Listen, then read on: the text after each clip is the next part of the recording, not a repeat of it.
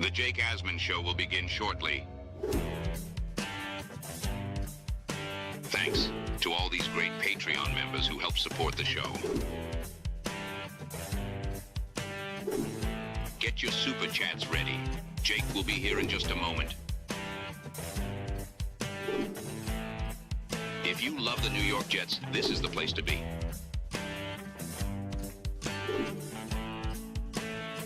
And now, the Jake Asman Show. Fired by week 6. That's what someone in New York media is saying is going to happen to Aaron Glenn. We'll talk about that and more. SI Jets reporter Nick Faria joins me. A lot to get into. It is the Jake Asman Show on a Football Friday. Let's hit it and get it started. We sitting in here, we excited as hell. Now it's time to get to work. Are you a happy guy? Oh my goodness, let's go! I haven't felt joy talking about the Jets in a long time. When they announced it, I went, yeah!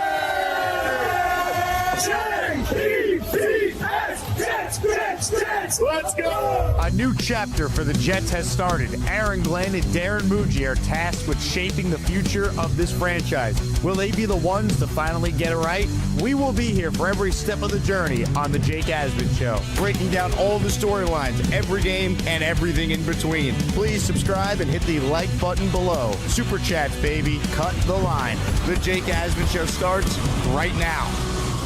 Here we go, Jet fans. Welcome in, everybody. It is indeed the Jake Asman Show presented by PrizePicks. If you missed the first show, big giveaway today. Signed Garrett Wilson helmet up for grabs at the end of the show. And Marvelous wasted no time. How about 5 gifted memberships before the show even started? Let's go. Hit the Aaron Glenn. Coaching. It's coaching. Because he can do it. It's just coaching. That's all it is. That's all it is. Well, Aaron Glenn and the Jets, they report the training camp on Tuesday. And for more on the state of the Jets and for more on what is going to be a wild sports opinion we dissect, we say hello to Nick Faria, now with Sports Illustrated. Hello, Nick. How's everything going, buddy? Great to be back on. It's awesome to be with you. You were missed in Atlantic City. The amount of people coming up to me that said they wanted to meet you in person and they wanted to sing this to you in person. How far will he go to push his Jets takes? How far will he go to get the Jets to trade for Bad Eagles players? How far will he go to confuse Asmaniacs as to where he works because he keeps changing jobs like twice a week? It's the great Nick Faria.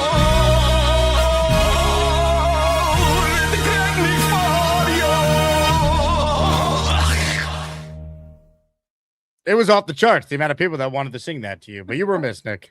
Listen, I appreciate it. We had a couple of family issues at home we got to take care of. We greatly missed it. Really wanted to be there. Unfortunately, just a late audible that we had to pull that kind of changed our plans.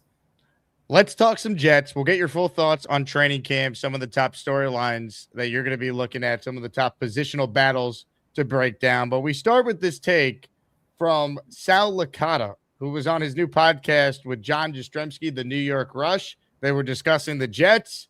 And here's the opinion from Sal on Aaron Glenn and the New York Jets. To me, the seeds have already been planted. They've already neutered Aaron Glenn. He's not making all the decisions that he wants to. They bring in Frank Reich. He's going to be in waiting right there. Like, all, to me, the pieces are in place for where they're almost expecting, not hoping, but expecting Glenn to fail. Cards are stacked against him. And then he will, because they're not any good. They have an automatic 3 losses in week 2, 3, and 4. They're not winning those. It would take a miracle to beat one of those teams. You'd have to have catastrophic injury to one of the, like, seriously, how are they beating, even without Caleb Williams or Jared Goff, like, even without the quarterbacks, they're not beating those teams. Even without Love, they're not beating the Packers. Unless the Jets are some different team that I'm not envisioning right now, they can't beat those 3 teams. That's 3 automatic L's right there. So I would say right now, week 6 will be the last game Aaron Glenn coached. Week 6, Aaron Glenn out of a job. They have no chance against the Packers, Lions, and Bears. Nick, your thoughts? Well, let's start off with the beginning because he was completely wrong with one simple thing. And again, I've never met Sal before. I'm sure he's a really nice guy. Everything that I've heard sounds like a really nice guy. But him saying that Aaron Glenn doesn't have any power anymore, they threw in Frank Reich to essentially replace him, should the season go wrong early on. That's just not true. First off, if Aaron Glenn was worried about an assistant coach taking his job in the middle of the season, he would have hired somebody else. Someone else would have been the hire. Frank Reich is someone that he trusts and has a very, very deep, respecting relationship with. Nothing to do with a potential replacement in the middle of the season. That's number one. He still has control over this coaching staff. He still has control over the decision-making and some of the key points, but it's more balanced this year. We've talked about this pretty much all offseason. Darren Muji is given more of a leash. His ability to scout players, his ability to acquire players and trades, they've been very, very smart throughout the offseason in acquiring draft picks, but then also using those picks to bring in quality talent. So solid stuff from Darren Muji, but that doesn't necessarily mean that Aaron Glenn is just powerless within his organization. That doesn't exist. That would never happen in the National Football League. The head coach still has power, even if a guy is 3-14 in his first year. The second thing that I'm going to argue with, Sal even said it. He's like, barring some unforeseen injury, how could you see them winning any game in week 2, 3, and 4 when they play the Green Bay Packers, the Detroit Lions, and, of course, the Chicago Bears? What Sal, I guess, refuses to acknowledge is the fact that Micah Parsons right now, it doesn't look like he's going to be ready for week 2. And I've said this repeatedly now for a few weeks. If you look at what the Packers were last year without Micah Parsons, I think they played 4 games without him, and they lost every single game. They looked bad in every single game. And we can sit here and say, well, they still have Jordan Love, and Jordan Love is better than Geno Smith, and their head coach is better than our head coach. So clearly they're going to beat us.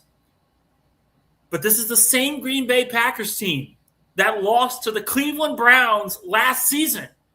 They lost to the Browns, a really, really bad Browns team, and they could not score on them. They couldn't do anything from a competent standpoint. So to sit here and say that the Packers are an automatic loss, Jake, I know we've talked about this before, but I look at that Green Bay game as one that I think the Jets can steal. The big question is what happens in week 1? Because if you can walk into Tennessee, beat your former head coach in Robert Saleh in what is now going to be a very emotional game for the Titans with Chris Johnson now getting essentially going into the Ring of Honor, getting his number retired, all this other stuff. Just a tragic story what's going on with him. But if they can somehow find a way to win that game, there is a realistic path to getting to 2-0 to start the season because the Packers are very beatable. Now, I'm not sitting here saying that they should beat Detroit and they're going to beat Chicago and New England. That's not what I'm saying. But the Packers are a team that you can beat. And to sit here and say that week 6, a head coach is going to get fired 2 years after the Jets just went through this mistake in the first place, I have a very hard time believing that's going to happen at all. I think if they start out 0-6 or 1-5, I think they'll allow Glenn to bottom out, acquire the number 1 pick, and then get their guy at the end of the year. So in a vacuum, I understand the point Sal's making that he thinks the Jets aren't any good and Glenn's not going to be able to save his job. I think a lot of people, if that was the take, they would agree. Here's the thing. When you just say, though, that he's been neutered and use Frank Reich as the example, well, he wanted Frank Reich. That was his hire. Frank Reich had the relationship with Aaron Glenn when they were players together with the Jets. Years. Now, do I think Aaron Glenn's power has been taken away from him? Yeah, I don't think he's the football czar he was when originally it was set up for Glenn to run the show and the owner of the team referred to the general manager as the head coach's sidekick. I do think things have dramatically changed in the dynamics of the organization. I think they're on way more of an even playing field, or even Muji could be here and Glenn could be gone if they don't win enough games this year. I think that has certainly changed year over year. That said, I don't think it's fair to just say, well, they can't win week 2, week 3, week 4. It's still the NFL. Things happen. Like, you're not asking Aaron Glenn to make the playoffs, but you're asking him to win a game you're not supposed to. Win week 1, win one of your next 3. You're playing the Browns at home week 5, and you be 3-2. Again, I don't believe in Aaron Glenn, but for those who do, that's what he needs to do to save his job. Give us a season. Be relevant. You know, go into Chicago or Detroit where no one's going to pick you and steal a victory. That's what you have to do. The Jets with Robert Saleh were not supposed to be good that second year. They started 6-3 with Zach Wilson and Joe Flacco playing quarterback for them. Like, you have to win games you're not supposed to. And Glenn got to rehire his coaching staff. He has an upgrade at quarterback now in Gino. I think Aaron Glenn has enough around him to prove whether or not he can coach. I don't think he's been totally neutered. I think Muji has more say, and I think Woody definitely intervenes with the defensive coordinator debacle. But you know what? Glenn, you're making $12 million a year. Go coordinate the defense. You said it's your superpower. So I understand what Sal's trying to say, but to just say he's out by week 6, I don't know if Woody would even fire him if they started 0-5. At that point, just let Aaron Glenn finish the year. He's your weapon to getting to the promised land, getting the number 1 pick. They didn't fire Gase at 0-13. You know, like, what's the point of firing Glenn at that point? To make Frank Reich the head coach for a third time? Who cares? He's not going to be the head coach a year from now. If Aaron Glenn and the Jets can't figure it out this year, they're going to have a brand new search, and Muji's going to pick his coach, and he's not picking Frank Reich to be his head coach. So I don't agree with Sal that it's set up for Glenn to fail and for Reich to take over. That's where he loses me. I think Frank Reich's here for a year with Glenn, and if Aaron Glenn can't figure it out, they're going to have a brand new coaching staff a year from now. Well, that's kind of where I've said it's a win-win scenario for Jet fans. And again, it's hard to fathom because it would essentially mean that you have to be okay with a 16th straight year without the playoffs, 11 straight years without an above 500 record. But you bottom out, you get the top pick. You're going to get the quarterback of your choice with the top pick in a loaded draft class, is based on what every scout has said. If you win, if you're competitive, all of a sudden you have something to build off of. You have a foundation to build off of. So I don't adhere to this point that, you know, even if it's Glenn, like, him losing power to me is not necessarily a bad thing, because I think you look at a lot of these organizations right now in the National Football League, the really, really good organizations. They've got a GM that does his job. They've got a head coach who does theirs. The Kansas City Chiefs are a perfect example. Andy Reid, when he was a younger coach, was not only the head coach, he was the vice president of football operations. He made every roster decision, every decision in trades, every decision in signing, the salary cap. It was all based on him. And he ran himself dry. In Kansas City, he learned, okay, it's time to delegate. I'm a little older. I want a couple rings. Let me trust the executives to do their job, and I'll coach these guys up. Darren Muji has presented him with a very good roster. I think it's a solid roster, something that you can look at and say they can win some games. They can be competitive against some of the better teams in the league. The defensive line's improved. The secondary's improved. The receiving core is going to be really exciting to watch. There are things on this team that you look at and say, all right, we got something here. But now it's up to Aaron Glenn to take all those pieces and build a winning formula going forward. Totally agree. And here's the other thing. Sal might be right that the Jets are awful and they lose week 1. They lose those 3 games, week 2, week 3, week 4. And then if they lost to the Browns and they're 0-5. I don't know if Woody Johnson would want to fire Glenn at that point because he got so much pushback, and rightfully so. Firing Saleh 5 games in was a disaster. We saw what happened afterwards.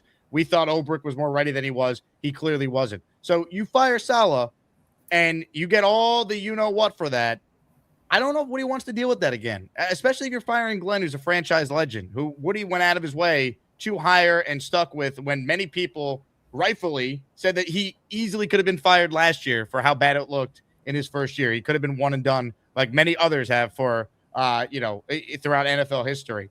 I don't know what he wants to go through that. I think it might just make sense to let him finish out the full year. Then you could say you gave him 2 full years. You easily move on. No one could say, oh, you don't want to work for Woody. He doesn't give his coaches time. That wouldn't be true. He gave Gase 2 years. He would have given Glenn 2 years. Saleh was in his 4th year. Rex was here for 6. Bowles got 4. Like, you wouldn't be able to say that. You'd be able to hire a top-of-the-line coach, and I don't think that'd be like a knock on Woody. Oh, you can't work for Woody. He won't give you time. No, he'll give you time. But if Aaron Glenn goes out there and wins 3 his first year and then only wins 4 his second year and has 7 wins through 2 years, you're going to get fired for that. And every owner, not just the bad ones, would do that decision as well, make that same decision. We also have to remember, people look back at the Robert Saleh decision, firing him, what were they, 2 and 3 at that point. 2 different demarcation points here, right? We're looking at this Jets team as a team that should improve, that has talent. The expectation is they're going to be better than last season. But last year was a disaster. They only won 3 games.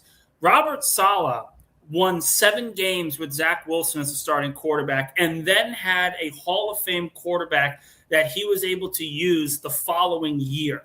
The expectations, fair or not, were sky high for those Jets teams in 2023 and 2024. They did not meet those expectations. Now, in 2023, obviously the injury happened, and that's what really derailed it. But in 2024, the expectations were here, and Robert Saleh's team was playing here. And Woody Johnson, I think, in a fair mindset, said, we need something. We can't just be 9-8. We can't be 8-9. It's either go big or go home. I'll make the change at coach. We'll see if that can light a spark in the rest of the roster. It didn't work out. So he restarts again. They retooled. They rebuilt the roster. They have a plethora of draft picks, a plethora of salary cap space. They're in a position in year 2 of this quasi rebuild to be just as good, if not better, than they were in 2023 from a talent perspective. Obviously, the questions at quarterback are still going to be there. But there's a clear distinction between firing Robert Saleh 5 games into a season that was playoffs or bust and firing Aaron Glenn in the middle of the season of a year where we think they'll be better. But we just don't know at this point. We haven't seen them on the practice field. Look, the bottom line is it's clear Glenn needs to win games, but I'm not convinced that it's just going to be so bad that Woody is going to want to pull the plug. And I don't think hiring Frank Reich. Yeah, again, I don't think hiring Frank Reich is an indication that they're preparing for Glenn to fail. Like Sal used the term like it's set up for him to fail and they expect him to fail. I disagree with that. I think they wanted to work with Glenn. I think they genuinely like Aaron Glenn. I think Muji likes Aaron Glenn, but I think Muji's not a dumbass and he realizes, hey, I got to make sure that I put myself in position to set this franchise up for success with or without Aaron Glenn, the same way Joe Douglas, who was brought in by Adam Gase, understood I got to set my ass up for success by getting rid of this guy and hiring my coach, which he eventually got the chance to do. Les Snead building a roster. Then he brings in Sean McVay. That team's going to still be good if Sean McVay retires tomorrow. Howie Roseman building the Eagles. If they fire Nick Sirianni tomorrow, they're going to have a plug-and-play coach that should be able to keep that team afloat. There's GMs that are going to do their job and do their job well. That's what Darren Muji has done. And listen, about Aaron Glenn, he's still well-respected in NFL league circles. People have questions about his ability to be a head coach because of how bad that first year was, but he is very well-respected. He's a well-respected mind. He's a well-respected leader. He is someone that the players want to play for. Think of this, guys. Garrett Wilson, at the end of the Robert Saleh tenure, people were worried that he was going to ask out of a trade if Aaron Rodgers was brought back at quarterback. There were questions that he would not want to return if this team kept losing. And they were just as bad, if not worse, than any other year that he had been a part of. And now you look and say, okay, well, listen, he has every reason to go out and say, I don't want to play here anymore. I want to play for a contender. I'm sick of this. But he wants to play for Aaron Glenn. These leaders on the team want to play for Aaron Glenn. That may not mean anything by the time the regular season starts, but it does show that he has some moxie when it comes to being a head coach and getting his team willing to fight for him. That's the first step. The second and third step, of course, is actually preparing them to actually win football games and winning football games in key moments. That's that next part that Glenn's got to get down. But again, he's a well-respected guy among league circles. I'm not going to sit here and say that we know he's going to be a great coach. The jury's still out. But to sit here and say that Glenn is it's a target on his back and Frank Reich was brought in essentially to replace him, it's not true because he needed a guy that he could trust to run the offense, and Frank Reich is at the top of the list. And we'll see, because ultimately Aaron Glenn is lucky to have a job right now. When year one goes as bad as it does and you fire your entire coaching staff, only he and Hugh Jackson have ever been able to fire that many coaches and still be a head coach going into and you don't want to be Hugh Jackson, man.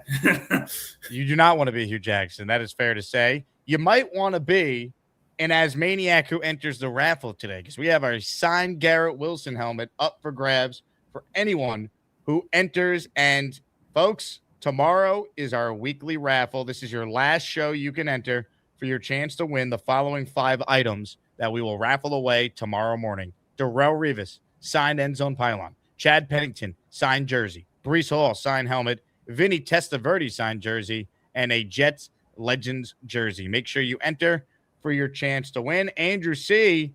with a $20 super chat. That is the equivalent of 4. That's right, 4 entries on the Wheel of Champions. Jet up. Let's go. Andrew says, what about a potential Josh Jacobs suspension?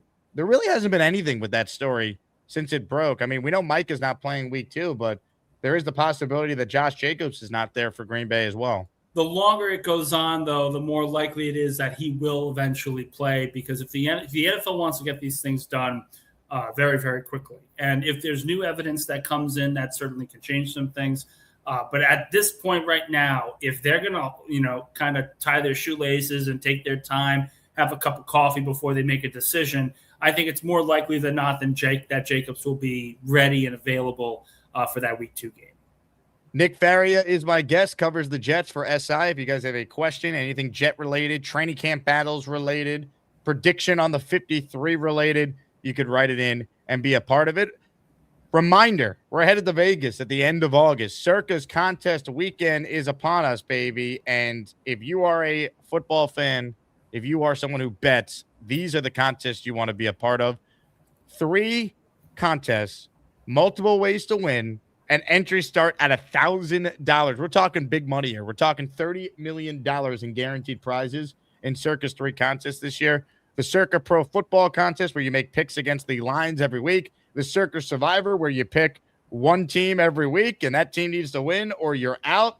And if you're interested in any of these, check out the website, circasports.com. Plus, join me in Vegas August 27th through the 29th for Circa's annual contest sign-up weekend. It's going to be a blast. Check it out at circasports.com for all the information. Nick, which rookie are you the most excited to be watching up close starting next week?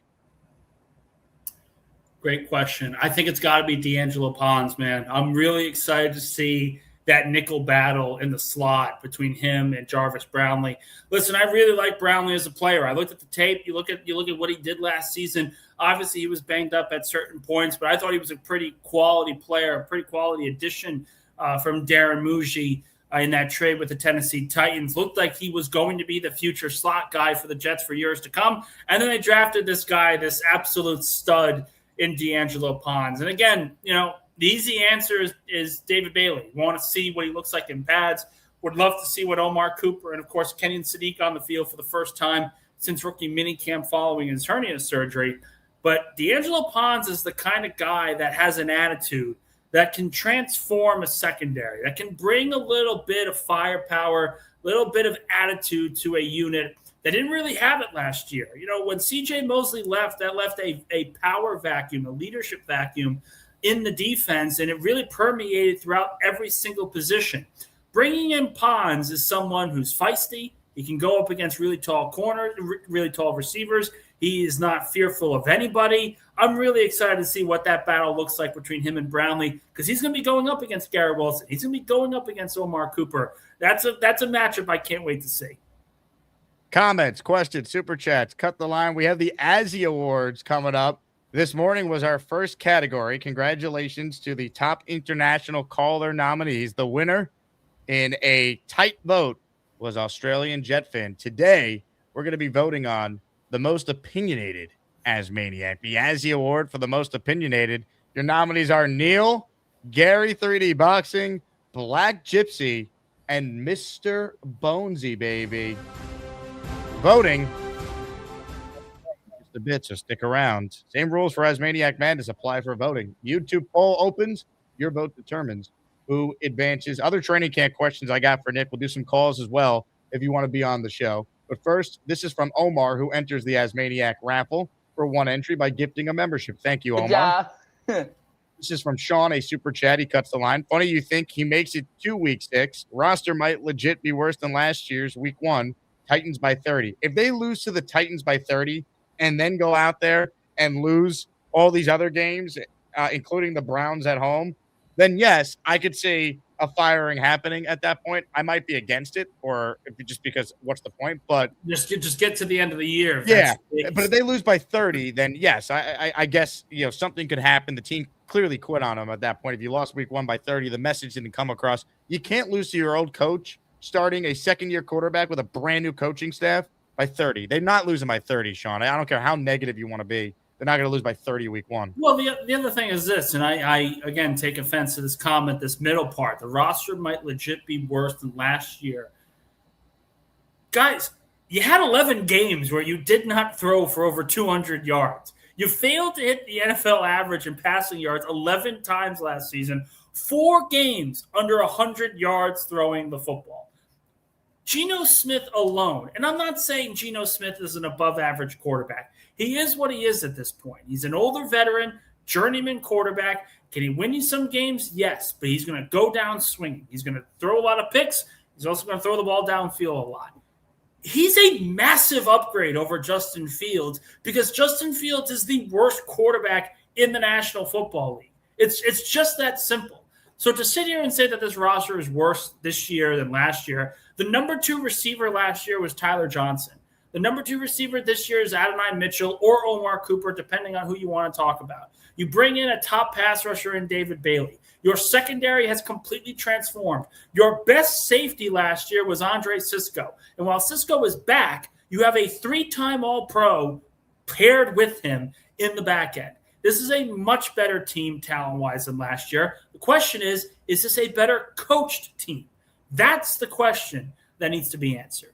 Well, that's it. Because again, the reason why the Jet expectations are low by most people with brains, besides the just, people that are just pie in the sky, they're going to go 10-7 every year, no matter what. The reason why the expectations are low is no one has faith in the head coach. If you told me Sean Payton was coaching the Jets, I'd have them going 9-8.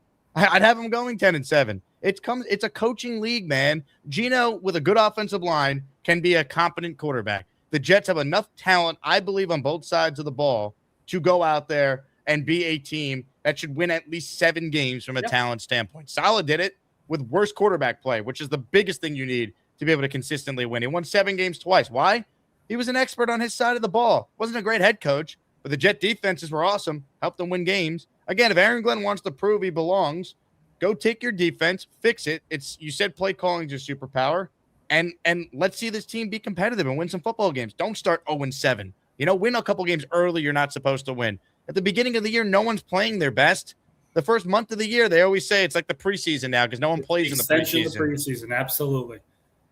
It's just what it is now. And again, you win 1-2 games that first month, particularly after how bad last year started. That's a step in the right direction. Maybe you get blown out by Chicago. Maybe you have a game where nothing goes right and it looks like the same old Jets. But if you walk out of September with a 2-2 mark or a 1-3 mark and the games are just so competitive left and right, then the outlook of the team is going to be different. It's just that way. The problem is last year they got beat, and when they got beat, they got absolutely destroyed. Part of that's on the quarterback, but part of that also is on the coaching staff not having the team prepared, not having enough talent, and then kind of really talking themselves up a little too much. I think the reason why Aaron Glenn was so criticized last year, apart from the losing, was because he came in with such bravado. I am going to fix this. I know what needs to be fixed. Coaching. It's coaching. What do you mean? Because he can do it. It's just coaching. That's all it is. It's those kind of comments like, it's coaching. We're going to fix him up. We're going to be perfectly fine. And week in and week out, it never happened. That's part of the issue here. That's part of the frustration. And he's got to learn from those mistakes. He's got to learn from those kind of comments because it's only going to hurt him down the road if they're 6-6 and fighting for a playoff spot, but maybe they aren't exactly where people think they should be at this point. You're a big believer in Geno. We're presented by PrizePicks. Here's a week 1 lineup I put together. Geno Smith, more than 199.5 passing yards. Cam Ward, less than 189.5. 20 to win 60. Use the code HMA when you sign up. You could already make week 1 lineups on PrizePicks. You put $5 in, by the way, and you win your first lineup. You could turn $5 into $150 now. But what do you think of this, Nick? Geno Smith going to air it out in Nashville? Oh, yeah. I'll take the over on this. I'll take the over right now. If he's healthy, I'll gladly take the over at 199. Ladies and gentlemen, make your own picks. PrizePicks. Download the app. Chubb for Club with a super chat. LeBron to the Sixers. How we feel in Philly? I'm trolling Philly right now. I got my 2009 World Series champion hat on. Yankees, Phillies tonight. And reminder who the champs are. All right. Let's see if Embiid even makes it to the playoffs healthy. Let's see what 41-year-old LeBron has left. If that team could gel. It adds a lot of drama and excitement, but I still think the Knicks are the defending champs for a reason, baby. Well, the other thing is this, right? So that first year they got Cat and they traded for OG and all these other guys. They get to the Eastern Conference Finals. They miss out because of just some self-inflicted wounds. Tom Thibodeau's not the guy that they needed to take them over the hump. But that first year, when you bring in all these kind of new characters and new faces, is all about building that chemistry, building that trust. And you saw that the second year. The Knicks are playing a lot better basketball. The offense was a lot better. They were more efficient. The bench was deeper. So you have those moments. And again, this is kind of where the LeBron James question happens, where he signs a 2-year deal. What happens if they don't win it all this year? You're putting a lot of pressure on this season alone, where you're going to be able to gel with an all-NBA player in Jaylen Brown who wants the ball, and an all-NBA player in Joel Embiid who needs the ball. And then you have Tyrese Maxey, who's just a highly efficient guy but needs the ball as well. 5 different players on this starting lineup are isolation-based guys. That's not exactly something that is just going to magically gel right away. So it's going to be interesting to see how that looks, because on paper, this is the best starting 5 in basketball. But it's on paper. They got to actually prove it.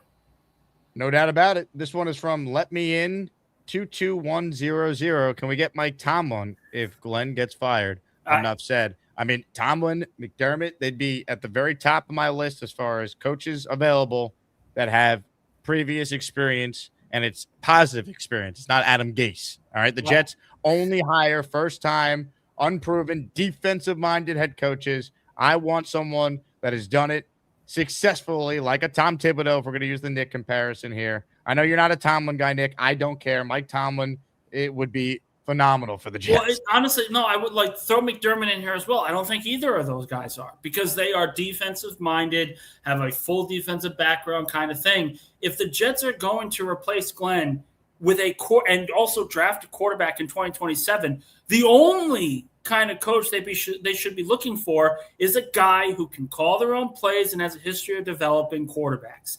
Focus on the offensive side of the ball, focus on the schematics from the offensive side, and watch this team develop the right way.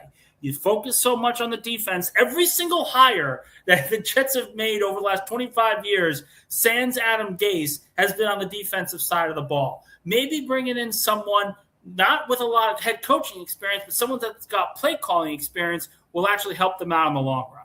You know who I want? KOC. That's the dream scenario for me as a Jet fan. Yeah, but that's not going to happen. Why not? He finished over 500 last year with that quarterback. They were 8-9, but to your point, were they 8-9 or 9-8? I thought they finished over 500.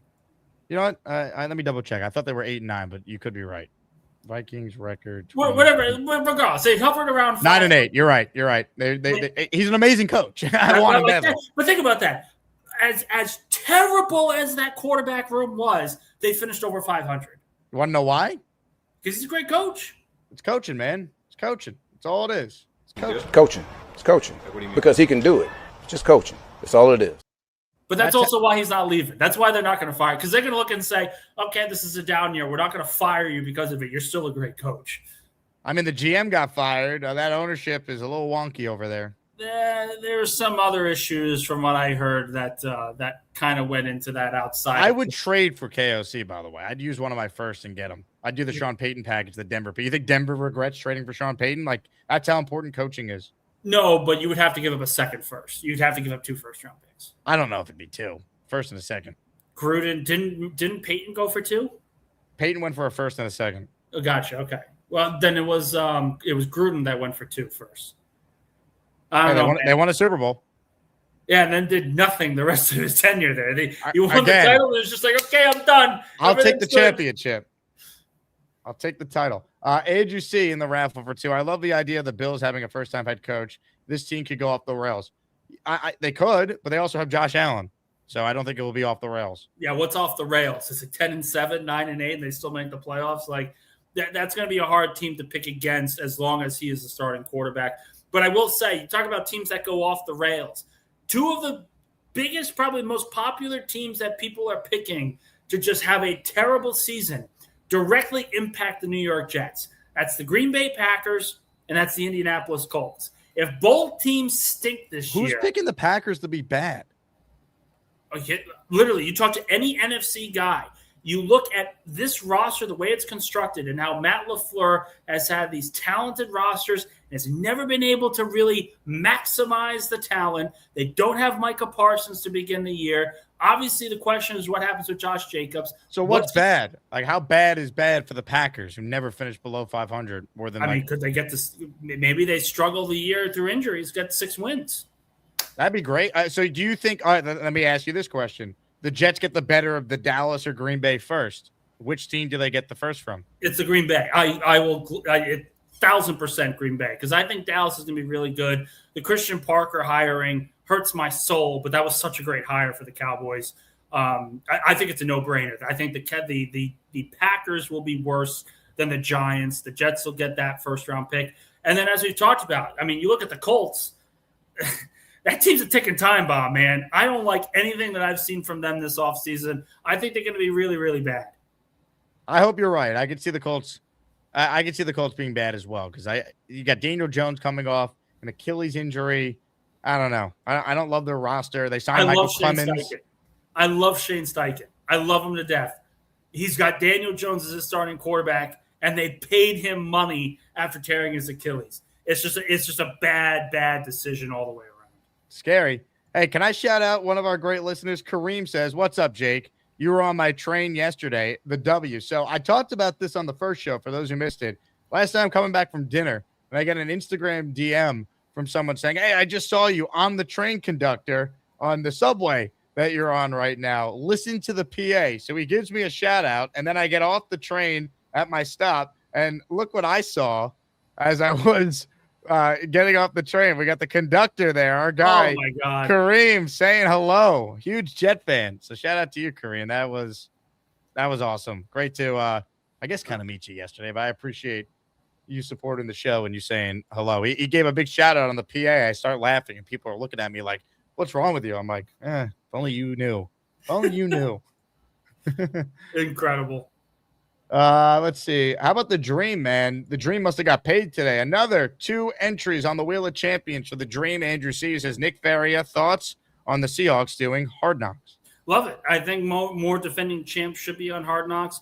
And I will say this. Look, I'm not a fan of the actual program itself, especially now because teams are just declining the juicier points. They're kind of just filming practice.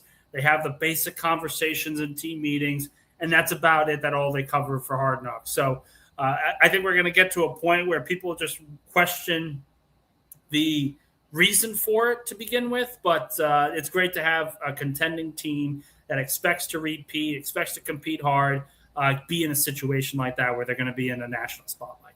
Can I deal with a Glenn bootlicker real quick? Terrence says, I've never seen anyone who's so obsessed with hating Aaron Glenn who's going into only his second season. Terrence, did you watch the beginning of the show?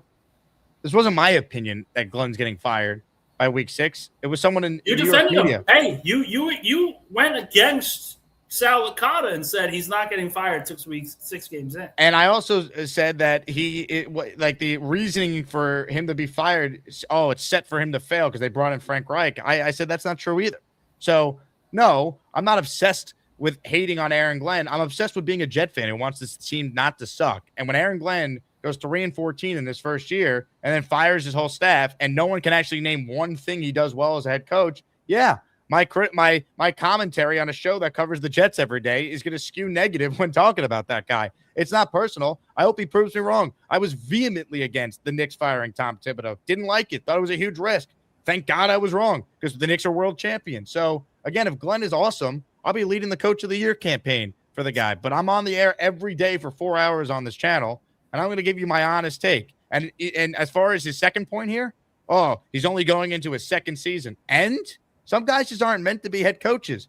Tell me how Liam Cohen did in his first year as a head coach last year. Tell me how Ben Johnson did in his first year as a head coach. Tell me how Kellen Moore did in his first year as a head coach. Tell me how Mike Vrabel did in his first year with a new team. I could keep going. Mangini made the playoffs in his first year with the Jets. Herm made the playoffs in his first year with the Jets. Rex made the AFC Championship game in his first year with the Jets. And Todd Bowles went 10-6 in his first year with the Jets. You got that one, Terrence? Does that work for you? So, yes, Glenn's going into his second year.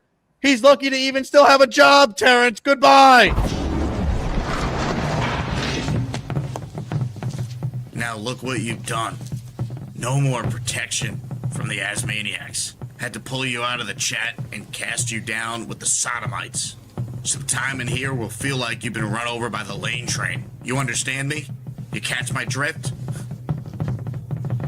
Give him another 24 hours to think about it.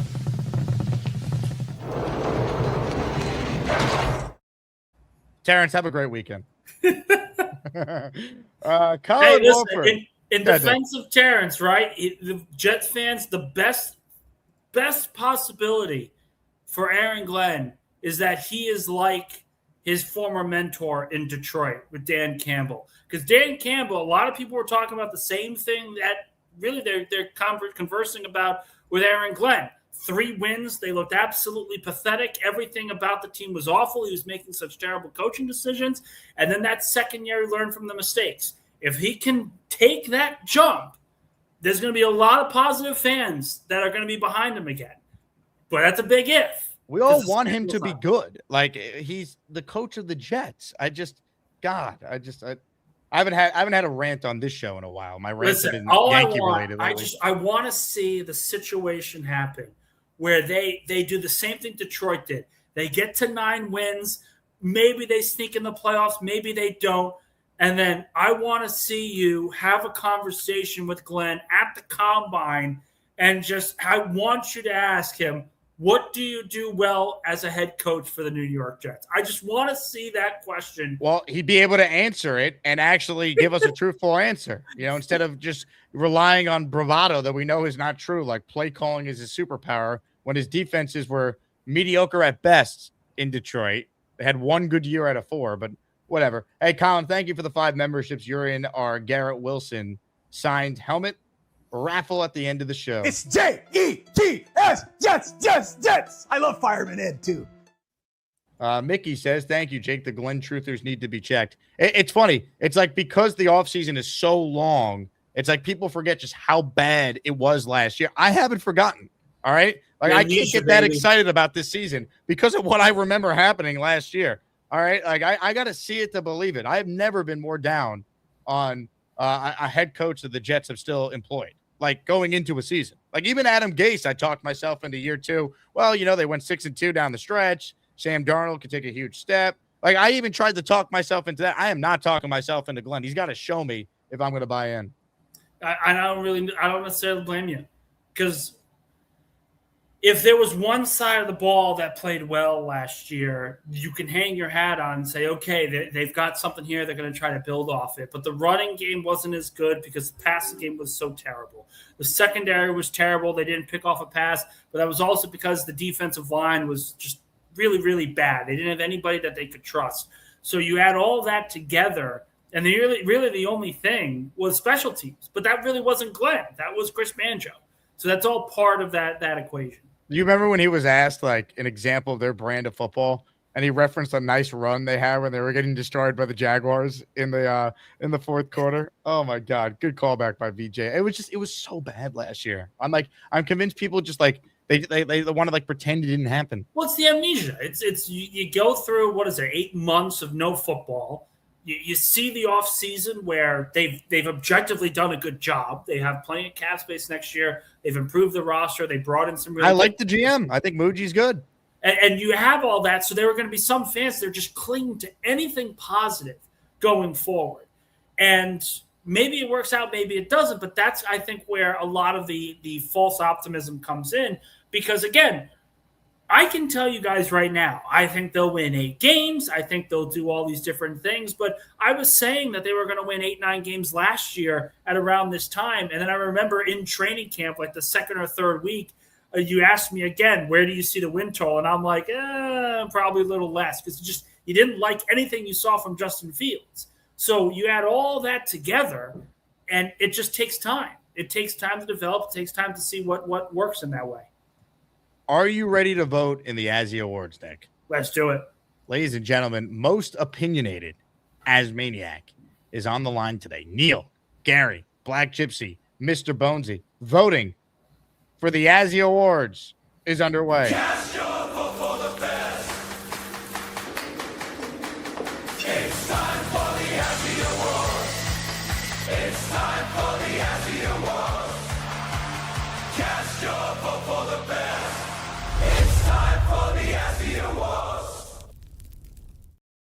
Man, oh man, this is quite the category.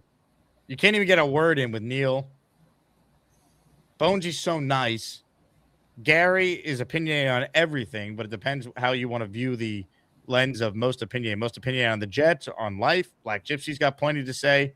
This is quite the interesting Azzy Award. To this day, I will always remember the Asmaniac Madness battle between the two, between Black Gypsy and Gary. And I don't believe they faced off against each other the week that they were talking crap. I think it was the week after, and they just went after each other for no reason. It really just an incredible Asmaniac moment. But if I were to pick someone, I think Neil's got to be the most opinionated. Neil's going to get a lot of votes to this. I definitely could see it. The big fella with a super chat. It takes real superpowers to call 2 fake punts on one drive. One freaking drive. I mean, it was so bad. Dude, he didn't know how long the game-winning field goal was in London. He didn't know. Oh, my God. He was the worst ever last year. He's lucky to be employed. He said he improved. This will be the year to show it. If they come out and look better, then yeah. Maybe week 1's a must-win. Because I do agree with Sal. If they lose week 1, then yeah, I very easily could see them starting 0-4. I don't know if they'll be 0-6 and Glenn's gone at that point. That's where it's like, all right, I don't know if it's going to be that bad. Because I do think Gino, with this offensive line, is like capable of being competent. And like the rest of the team is not awful. So I don't think it'll be that bad. But, I mean, they better win week 1. Week 1 is a huge game for this team. Gigantic. We talk, you must win, can't lose.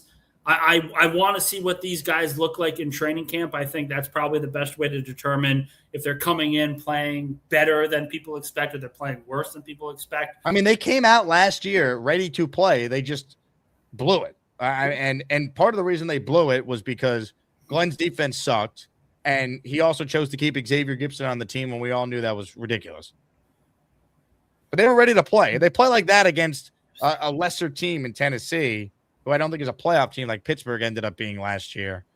I think the Jets will win when we're all down in Nashville. Yeah, Tennessee, I don't trust their secondary. They've got a great nose tackle, but you know they're transforming their defense into a new unit. So it's going to take time, much like it took time for Robert Saleh. That first year, the defense was improving, but they were not the elite core that they eventually became. It took a year or two to get that fully developed. So I don't think Saleh's defense is going to be some magical unit.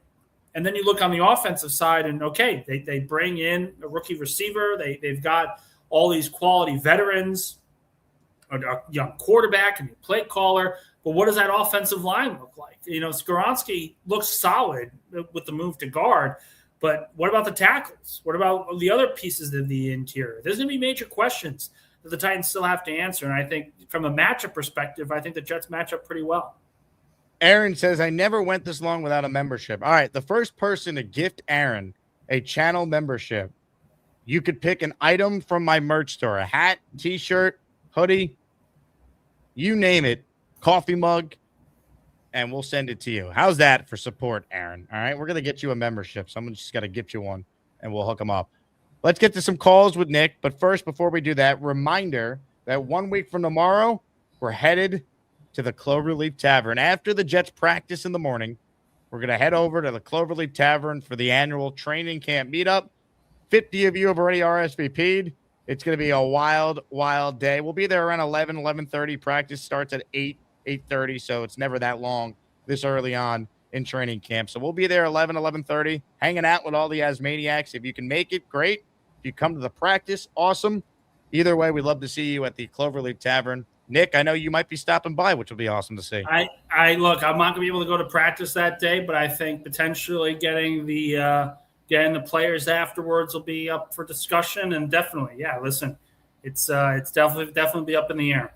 All right, I have a new segment on the show. We're going to start doing some trivia this year. So here we go. Here's your first trivia question. Guess the player. Oh, God. Oh. I said that. I was like, what the hell is this? I believe that is Diego Pavia, or Paiva, however you want to pronounce his last name. Diego Pavia is correct. Excellent job, Nick. Diego Pavia. I sat there, I was like 86 days. Linked it. What? Never forget, Joe Beningo wanted the Jets to use potentially a second-round pick once upon a time on Pavia.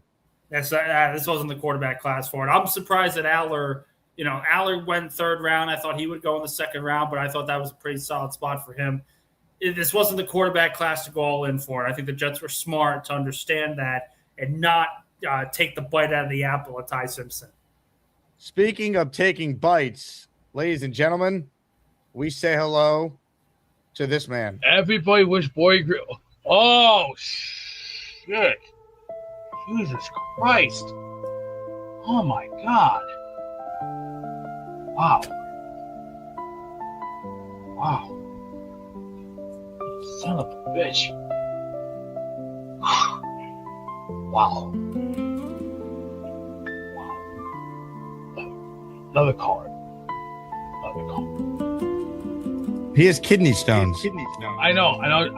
Just give me a minute. Just camera. It's not life-threatening. Wow. That plain salad hit the spot. Woo. Yeah, made 4,272 steps. Haven't had a nap yet. Still feeling good. Muscles are feeling good. And guess what this weekend is? AEW pay-per-view time. It's what? Swerve's house. It's Swerve's house. It's party time. That's right. It's party time. Yeah, you know, B, sometimes I don't know what the hell you're talking about. Let's get back to your calls right now. Brandon is next. Hey, Brandon. How's it going, Nick and Jake? Hey, Brandon. Yeah, so about what you guys were talking about before, I agree, not really buying into the whole Aaron Glenn, thing, especially after last year. Yeah, I agree. Well, it's really only because of last year. If he was going into his first year, I'd give him a chance like I gave him a chance last year. Yeah, just like last year, he's talking about we're all in this year. Play calling is the superpowers. I'll give him one thing. They're giving him the chance to prove it. So if that's the case, we'll get to see it. But it sucks that we're in this situation that it's kind of uncertain that if we're gonna have a good season or not. That's one thing that kind of does suck. Yeah, I mean, look, that's the NFL though, right? Coach, quarterback. That's the league. Yeah, but I'll end it on this, us as Jets fans, all we have to do is just hang on to the stupid freaking rope, I guess. Don't let go, Brandon. All right? Don't let go. Grip it real tight. Even if it suffocates your arm.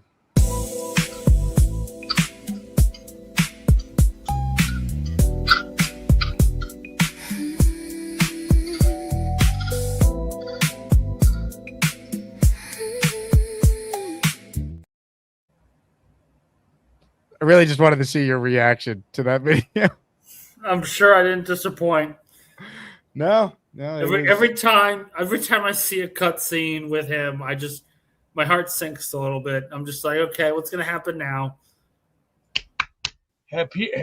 Oh, what's wrong, Beast? I'm gonna be peeing a lot. I gotta go introduce Mr. Lizard to the Pizzard. I'm not gonna piss all over myself. How you doing, Mr. Faria? How you doing? How you doing? I've had better.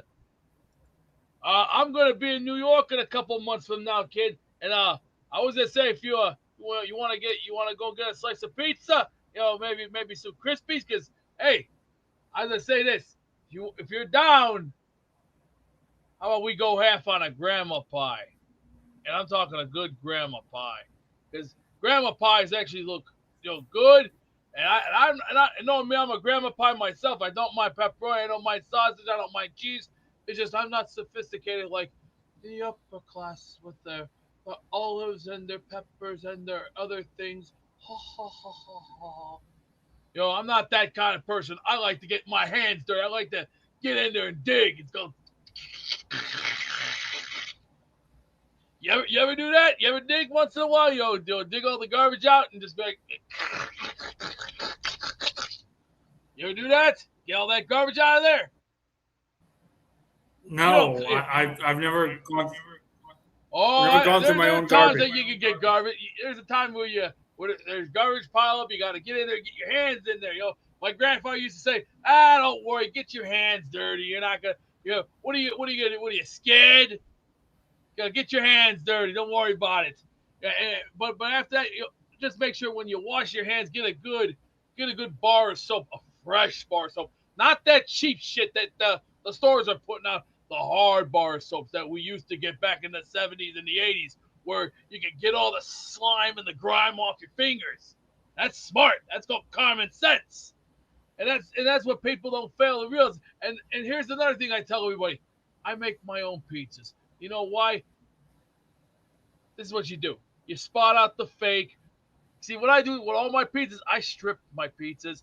I fix them up, dock them up with your fresh sauce, your fresh mutts, sausage, pepperoni, but you got to make sure it's fresh. You can't have it cheap.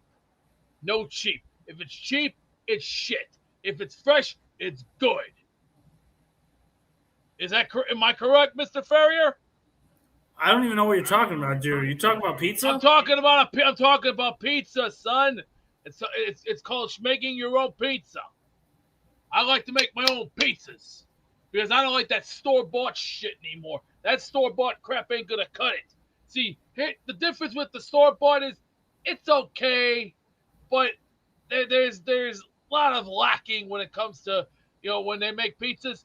I like to do it my own way. 1 small ounce can tomato paste, 4 ounce can, 6 swirls of honey, a shot of sugar, salt, pepper, oregano, and 4 shots of Welch's grape jam. But here's the difference too. Once that's in there, you take a whisk, you bust that shit up, and you better make sure it's fresh. If it's fresh, boom, it's good. Fresh mutts. If you got like a couple mutts balls, slice. Never in a slicer. Do it by hand with a knife. Easy as cake. But make sure when you go around, don't put too much cheese on because you want that sauce to incorporate with the cheese. And then what you want to do is after you put the cheese on, fresh pepperoni. You don't put that store-bought shit on there. You say, get that shit out of here. We're going to put fresh on. Fresh.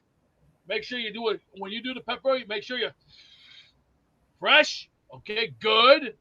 And then you line it up nicely. And don't overdo too much pepperoni because then you'll wind up with gas and other forms of crazy stuff. That's why you do it with perfection and time it out. And once that pizza is already sealed and prepared, you got to let it rest for at least a few minutes. Because you want to get the oven at least at 400 degrees. 400 is the best. 10 to 12 minutes. But you got to also make sure that undercarriage. And you know what I mean by the undercarriage? You pick up the thing, you check the undercarriage. If it's good, if it's not good, back in the oven, another 5 more minutes. After it's done, take it out. And here's the thing what you don't do. Okay, you let that rest for at least 5 minutes. You know why? Because if you cut it up right away, you're going to burn your tongue like I've done a couple of times and go.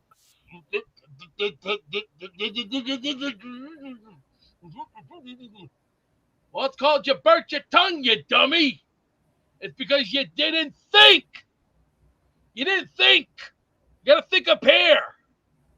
It's called let that rest at least 5-6 minutes. Let it rest. If you don't let that pizza rest, you're going to burn your tongue, and then you're going to go. Well, it's because you're a dummy. You didn't think. So you have to learn. A pair. Common sense. No, I'm serious, Nick. I know I burnt my tongue a couple of times. I know how it feels to burn the tongue. It hurts. And then the next morning, when your tongue has been burned, it's gonna hurt up here too. I I know how that feels. It's pain. I've done that a couple of times, but I've learned my lesson. I've learned. That's why you learn. Relax. Take it easy. Don't overdo it. Don't overhype it. Take it slow and let the good times roll. Who said that? I'm asking you, who said that? Beast, I got to be honest with you, buddy. You've gone on a 10-minute tangent. Come on. You don't know who said that? Yeah, B, sometimes I don't know what the hell you're talking about. Everyone, thank you to Nick for coming on the show. On again. That's going to be my punishment for not going to the Jets thing the last week, 2 weeks ago. Job well done, Nick. Looking forward to your training camp reports. Next week, we're back, baby. Absolutely. Great time to be alive. Thanks, guys. Ladies and gentlemen, a round of applause to the great Nick Faria. How far will he go to push his Jets takes? How far will he go to get the Jets to trade for bad Eagles players? How far will he go to confuse Asmaniacs as to where he works because he keeps changing jobs like twice a week? It's the great Nick Faria!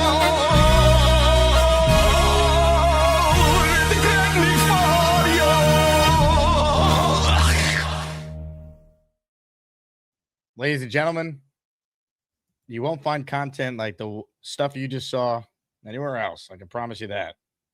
Hit the like button if you're joining us. Raffle at the end of the show for a signed Garrett Wilson helmet. Make sure you enter. Also, the weekly raffles tomorrow. If you want a chance at 5 prizes, enter today. It's your last chance.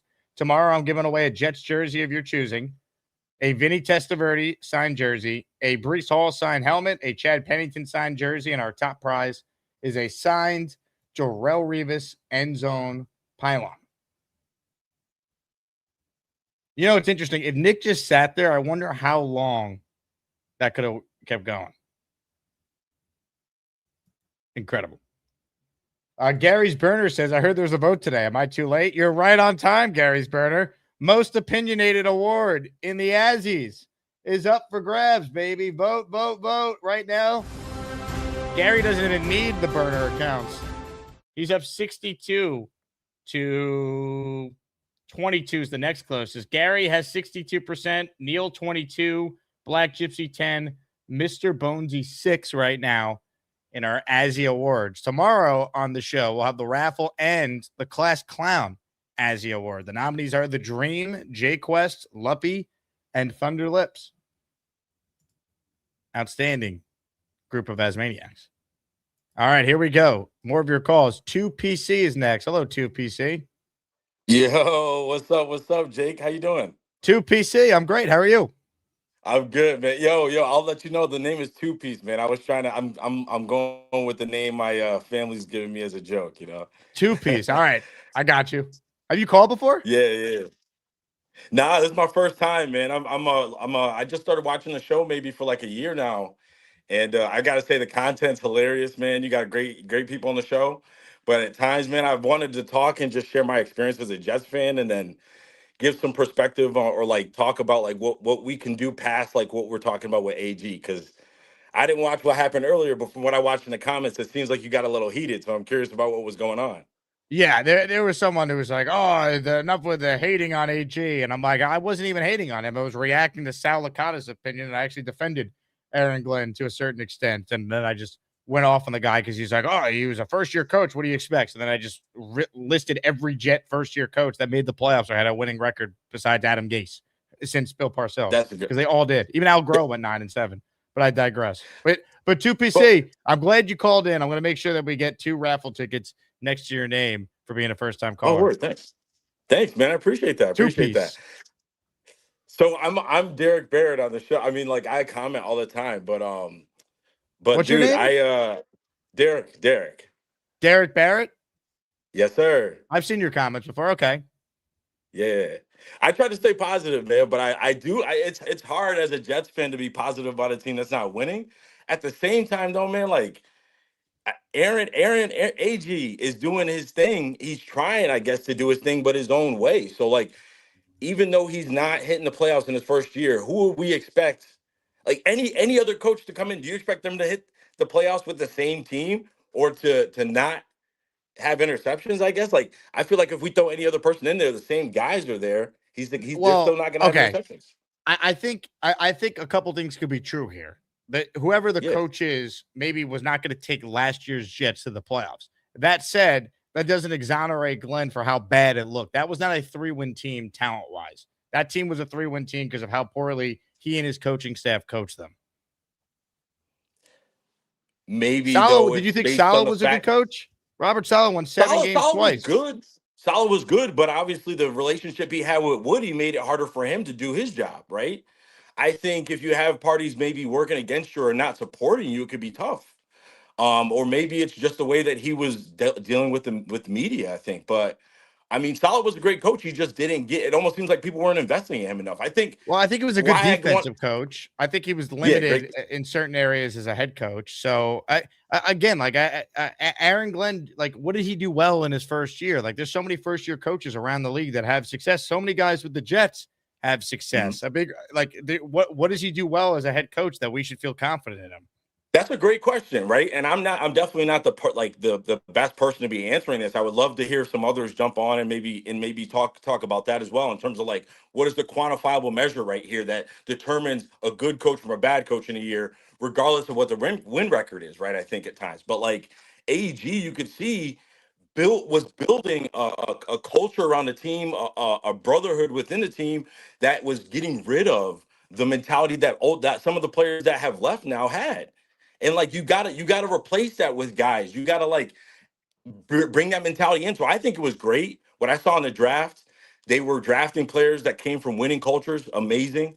I think it was great to bring on players like Nashawn Wright, like Harrison Phillips last year, Tavondre Sweat this year that's gonna have like he has an amazing opportunity to like show out. I think other guys like AD Mitchell are gonna be able to show out, but like Demario Davis, I mean, that is a winning. He's already commanded the room. It sounds like Minka Fitzpatrick is already influencing guys on the team. So now I think in training camp, which I can't wait to get to next Friday, man. I'm so hyped. I'm ready to see other fans. I'm ready to see some football, see some guys strap up. Are you But it's you're like going you're Friday or are right. you going Saturday? Saturday. I'm going up Friday. I'm gonna be there Saturday morning. Maybe I'm gonna try to get there like 6:30, Are you coming? Are 7 you coming to o'clock. the But meetup after? yeah, man, I'm gonna have my girls with me. So I was gonna ask you, like, is it a Bring place them. for families to enjoy? Yeah, But of course. bet. I'm trying as hard as I can to like get my young girls to like enjoy the experience of being a Jets fan and just being in that area and like being with a winning team. We're up here in like upstate New York. So I gotta battle with Buffalo. You know what I mean? Everywhere I go to Wegmans, they got Buffalo in the freaking It's store. tough. So It's tough. It's been 15 years of being bad. So, like, if you have young kids that you're trying to get them excited about being a Jet fan, like, they need to see wins. They need to see exciting players and you being excited watching them. Like, I have ingrained in my facts. memory, like, my dad watching games on the couch when I was young, screaming and yelling, but being excited when they would win. Like, that helps shape Yeah. you as a fan. I love your optimism. I do. I like a lot of the things you're saying in terms of the players they added. It's why, like, if you want to be positive, I like the general manager.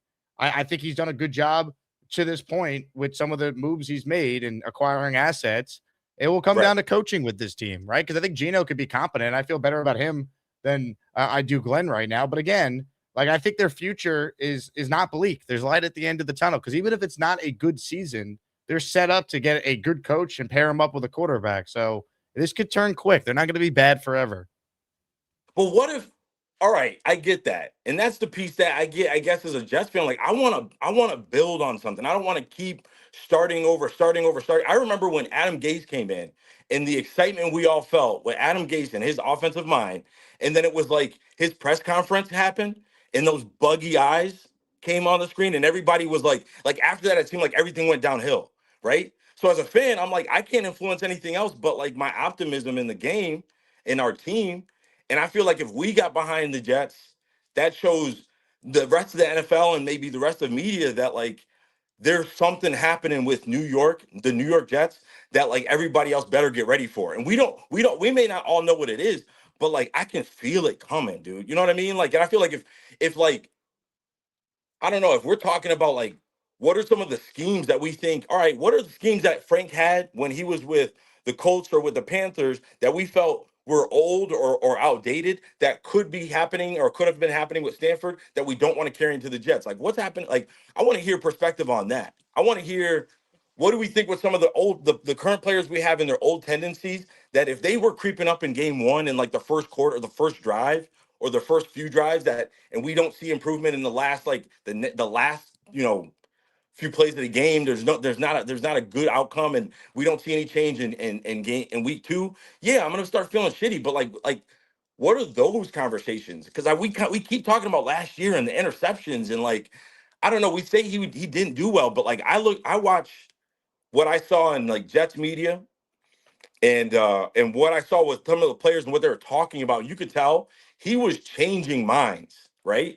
And he was almost switching hearts and perspectives. But like, unless we give this man time, unless we invest in him and believe in Well, what I think he's that's going to be because he's a bringing, former player, though, right? I mean, you got to see results, though. Like they can't start 0-7 again. They can't. You know what I mean? Like he wasn't coaching last year, right? He wasn't coaching, so I agree. They can't start 0-7. He's the head got to have a coach, hand in the though. defense. He was the head coach, though. It's his unit. He's a defensive guy. He's a former DB with 40 picks, and he didn't have. But year one. Oh, okay, but year one, like, what does that mean? Plenty of year one coaches have success in Jet history. They have success since Bill Parcells. Every Jet head coach besides Adam Gase and Aaron Glenn had winning records in their first year. Ask Salah too. Throw him in the mix. What was Salah's? Yeah, I was going to say, what was Salah's winning record in year one? I'm curious of that. First year.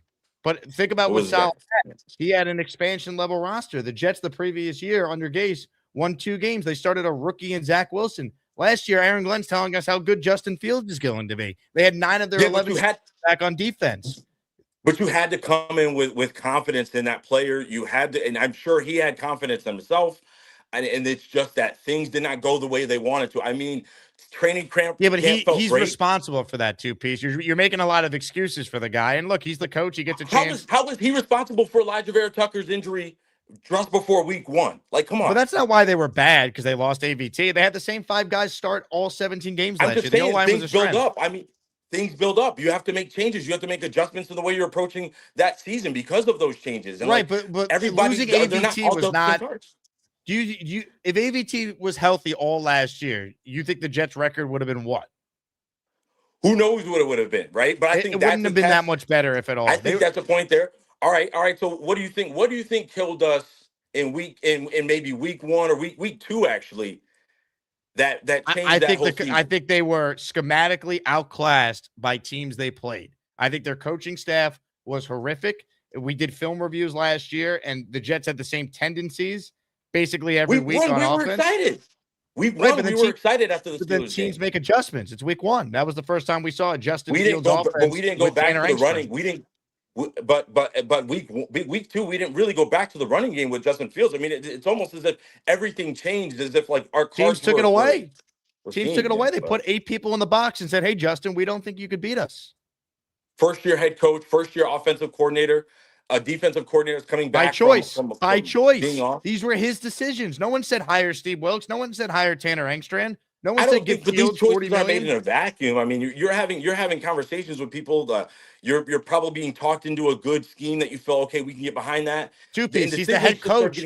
He's the head coach. He hired his staff. He got to pick whoever he wanted. He spoke at the combine about how good his coaching staff was a year ago. It's embarrassing what he did. It was awful. It was the worst coaching staff I've ever seen. And by the way, Adam Gase went 7-9 his first year, and he was awful. 7, yeah, that's tough. It's the Jets. It's Jets news. You're making a lot of like excuses for the guy. He's to blame for a lot of these things you're bringing up that were problems. They were his decisions. I don't know if I would say just excuses. I mean, I'm definitely trying to advocate for him, but at the same time, I think here's how you advocate for him. Two-piece. If you want to advocate for Aaron Glenn, here's how you could advocate for him. And again, I think he's terrible and he's an awful coach and he's going to be fired at the end of the season. I have no faith in him. I hope I'm wrong because I'm a Jet fan, but I'm just going to call it how it is and be honest with my audience like I always try to be. Yeah, all right? If you're advocating for Glenn, you're going to say he learned from year 1. He got to redo his staff. He got to take a step back and say, here's why it was bad. I've been through this before in Detroit with Campbell having his issues. I hired a proven OC that can handle the offense. We have a veteran quarterback who is not a projection. We think he could be good. I am taking over the defense where I had success as a defensive coordinator. We added real leaders like DeMario. We added real leaders like Minka. We drafted David Bailey. Our defense will be better. I know we'll have a good special teams unit, and I think we'll go out there and we'll be a better team because of all that. That's like the glass as full as you want to look for the Aaron Glenn perspective. But that's a very tough sell because for everything I've been talking to you about in this call, that's like if you want to just believe like everything is flushed away and like it's all good now, man. It's all good. Yeah. No. I totally understand, man. And like, listen, I really appreciate you being on the show, being able to talk to you about it. Like, I definitely don't want to seem like a cornball at all, trying to like throw out this like AG rant. But like at the end of the day, man, at the end of the day, as a Jets fan, like I just want to go Jets, win, see the white and green win, and one day be in MetLife. Oh, this is tough. I'm sorry, Two Piece. Cisco just paid $50. He says, great first call, but he's sending your ass to the hole for being a Glenn bootleg. Now look what you've done. No more protection from the Asmaniacs. Had to pull you out of the chat and cast you down with the sodomites.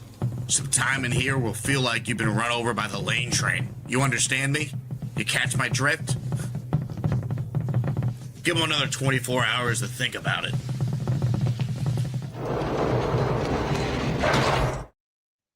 I'm sorry, Two Piece, but I get it. People can't hear you truthing. That said, I need more positive Jet fans that regularly call in, so I hope you call back soon, and I look forward to meeting you on Saturday. Thanks, man. Thanks. See you later, man. Ladies and gentlemen, live from the hole, Two Piece doing his thing. Unbelievable, folks. It's time once again for Jason Allen Storm to type an email to Jake and Gator to vent his frustrations. I need to address a few things here. The Beast Breaker moment, this is embarrassing to the public, and what a shame. Where's all my football dives? That should be on there. But nope, you insist to rather insult my integrity with bag of dicks. What in the hell is this? Is that the first time your hand was on a bunch of dicks? Oh, no. USPS war. Lazy, laxative. I want to speak to an agent now. Not watching a Jets game. And bathtub trouble. This is insulting. And I feel insulted and humiliated. And the biggest meltdown award, I found that rather disgusting and insulting towards my intelligence. This is really low. It's like watching WCW 2000 on steroids, and that's not good. Not to my knowledge.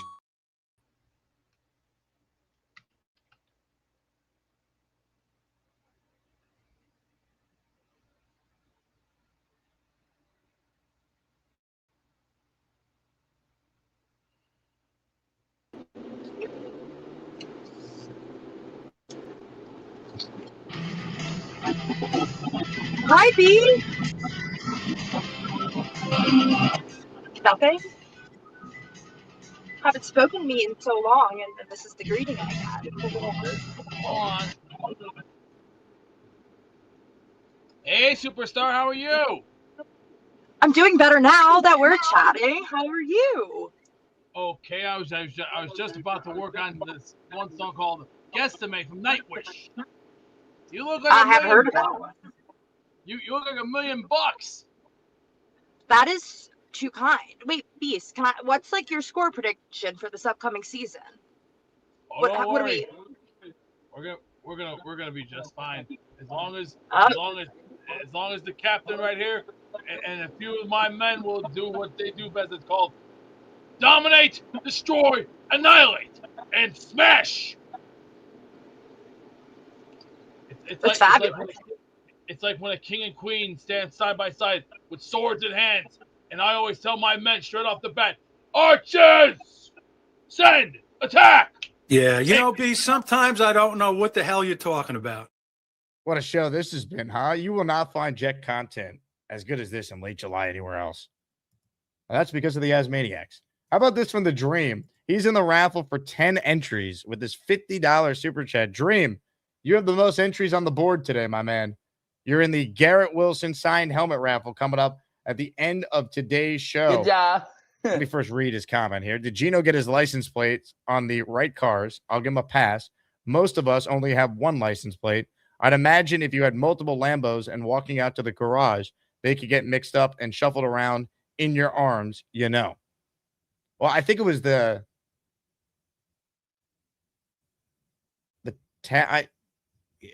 don't know. I don't know the answer to this question. I hope he has the right tags in his vehicles. I also hope he just hires a driver when it's time to drive around the New York, New Jersey area starting next week.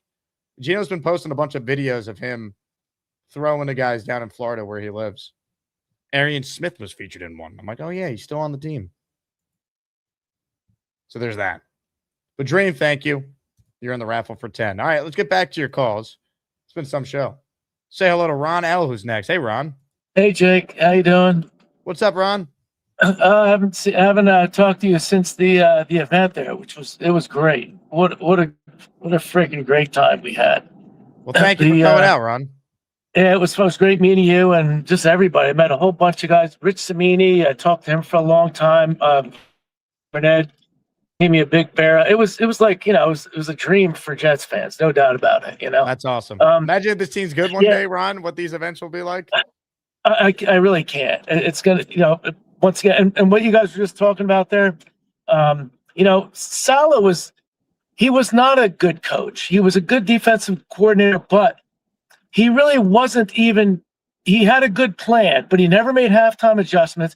If someone was running for 10 yards a pop off left tackle, they did it over and over and over again. Like, he never made good adjustments. Like a real good coach, they come out with adjustments at halftime. Sorry, I'm trying to pull over here.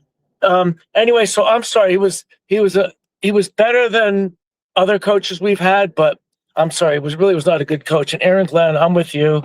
Unfortunately, he's not going to be here next year. I have no reason to think he will be. Like, there's no evidence that he's a good coach. It's like, again, I tried to be positive for the guy. It's like, oh, he just learned from year one. Like you can't just learn to be a good coach if you don't have it. And like, here's the thing: he's taking over the play calling. He struggled last year with the clock management, the in-game decisions, all the things with being a head coach. Now we're putting more on his plate, and he has to still master that area of the game, which he wasn't good at in year one. So that's the other thing no one talks about.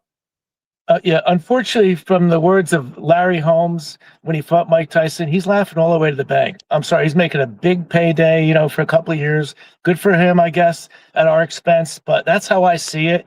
I know in his heart he wants to be a good coach, but it's not there. What you're talking about, I saw, and I've told you before. I've been through all of them, Cotight and all that, and I'm telling you what, this is the worst. It was so scary. I'd be talking to friends like, I can't believe he just did that. And I don't see you changing unless you go to like some coaching school and just sit there with Parcells for 365 days and have him teach you. But even that, you have to have that in you, and he just does. Parcells is 80. Right. I can't, man. Like, we got sold. Like, and again, I work with Tannenbaum on Sundays, and Mike was so big on he's going to hire a great staff and all these things and it's like, he hired the worst staff ever. And part of the reason he got the job is we were told he'd hire a great coaching staff, and it was an abomination last year. Yeah, and going back to having your quarterback coach was a running back coach, was a former running back. It just didn't make, all these things were just so like, oh, I'll hire him.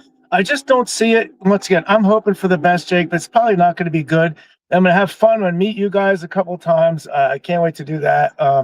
That'll be fun and get us through. We can all talk about it, get through the season. Well, once again, I hope we're wrong, but I know what you saw. I know what I saw. Another thing is, you had a picture of a girl, one of the girls on somebody's shoulders a couple last week. I've been watching the show. I just keep missing you, watching it later. Well, my son, when he worked there for 4 years. He was one of the guys that the girls would jump on their shoulders. He worked at HQ too? He did. Yeah, he did. He did stop last year. He did it weekends through college. He made a lot of money. But he dated a lot of those girls in your photos there. He dated a lot of them. He's a real good-looking guy. And anyway, he used to be the guy they jump up on their shoulders. I'd say, anyway, he used to tell me about it. But Ron's son, somewhere one of those women dated Ron's son. How about that? Yeah, and another thing, as you know, I was in the casino business. I ran the floor for years. I wish I would have went in and sat played blackjack with you guys. I can count. So if they see I know what I'm doing, in Atlantic City, you're allowed to be a counter. They could just shuffle every hand if they want. So anyway, I'm better off not playing and just watching you You would have guys. strangled Robbie Sabo if you saw how he was trying to play. I heard you talking to him the other day, and he did get a little defensive. And I'm like, man, what did he do? Like he must have been so bad. Yeah, it was. I mean, and Wayne Corbett backed up everything I said because I played the clip when Wayne was on Nick's show last week. It was crazy, but it was so much fun, Ron. I'm glad you were able to be there. It was awesome to meet you in person. And you could buy those cards that here, I'll show you one. I brought one just to show you. They usually sell them in the casinos. These are the basic strategy cards. You can buy those right at the casino, order them online, probably for $1 or something. But they tell you all the strategy if you're playing double deck or 6 deck or 8 deck.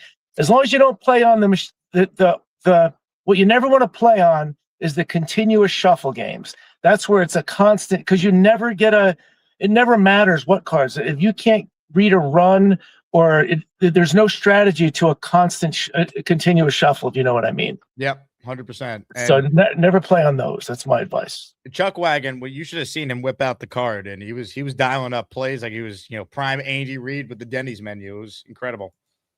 When you guys do it again, wherever you are near a casino, I'm gonna. In fact, I was on for a position at the casino in New York.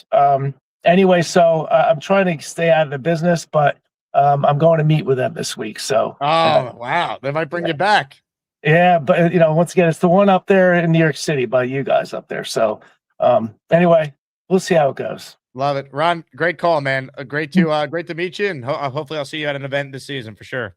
Definitely will. And Jake, great meeting you. And man, it was so nice meeting everybody. It was really, I could have stayed for 2 days. I had to get my friend out of there who had a walker, actually had hip surgery. So anyway, it kind of didn't help me out. I wanted to stay with you guys, but otherwise. All right, well, Jake, once again, love your show. I'm sorry I've been off for a while. I'll be getting back on more, and I got to start doing some super chats and stuff like that. So appreciate you, Ron. You're the man. You can see in that video the guy in the blue shirt. Apparently, that's what Ron's son used to do. What a gig! I even commented the other day. I was like, whoever got that job, that is a nice summer gig right there. Hey, what do you do for a living? Yeah, I work at a pool, and hot girls jump on my shoulders and do the jet chant with a bunch of grown men.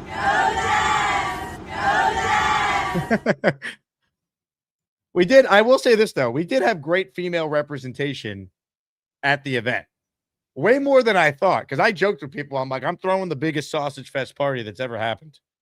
But we had more 4%ers than I think most would expect.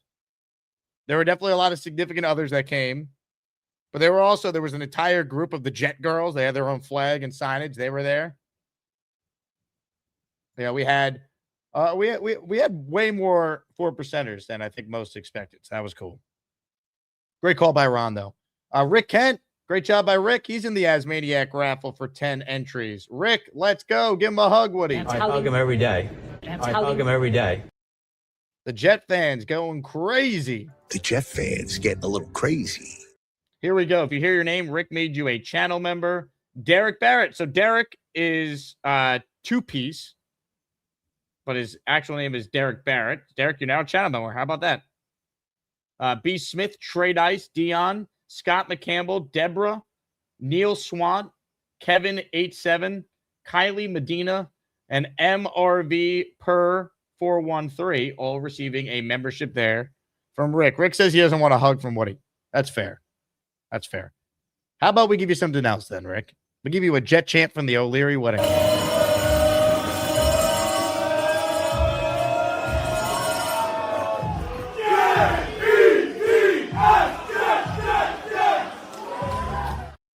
JD says, I'm dreaming for a dream call. Dream, I'll stay on longer if you tell me you're calling in. We got more people on the line, though. We got, where's everyone been? Barbarossa's next. Hello, Barbarossa. Hey, what's going on, guys? Happy summer. Happy Friday, Jets fans. Cheers, y'all. Let's go, Barbarossa. That was a nice that was Derek. That was an excellent job, though. Ended him in the hole with Cisco. Maybe that was the first time we've ever had a first timer get holed like that. He was so nice. Even though it's I summer, felt Cisco, bad. I guess got to critique you. Oh, it was great. It's so funny. It's like, but I got to critique Cisco. There were 2 grammatical errors in that super chat, man. Introduce is 1 word, and the whole is just HOLE, bro. Come on, But that was really funny though. I do love Cisco. Yeah, even though I never met him, he seems like a good dude. We'll work on it though. We'll work on it. But I'm totally the opposite of how Derek feels with Glenn. Like he's got to show it to me. Also, like a 3-win team is, I think, even being generous, because we talked about, it's been said on the show, at least one of those games was like the Browns game we won was all the special teams, 2 touchdowns out of the 3.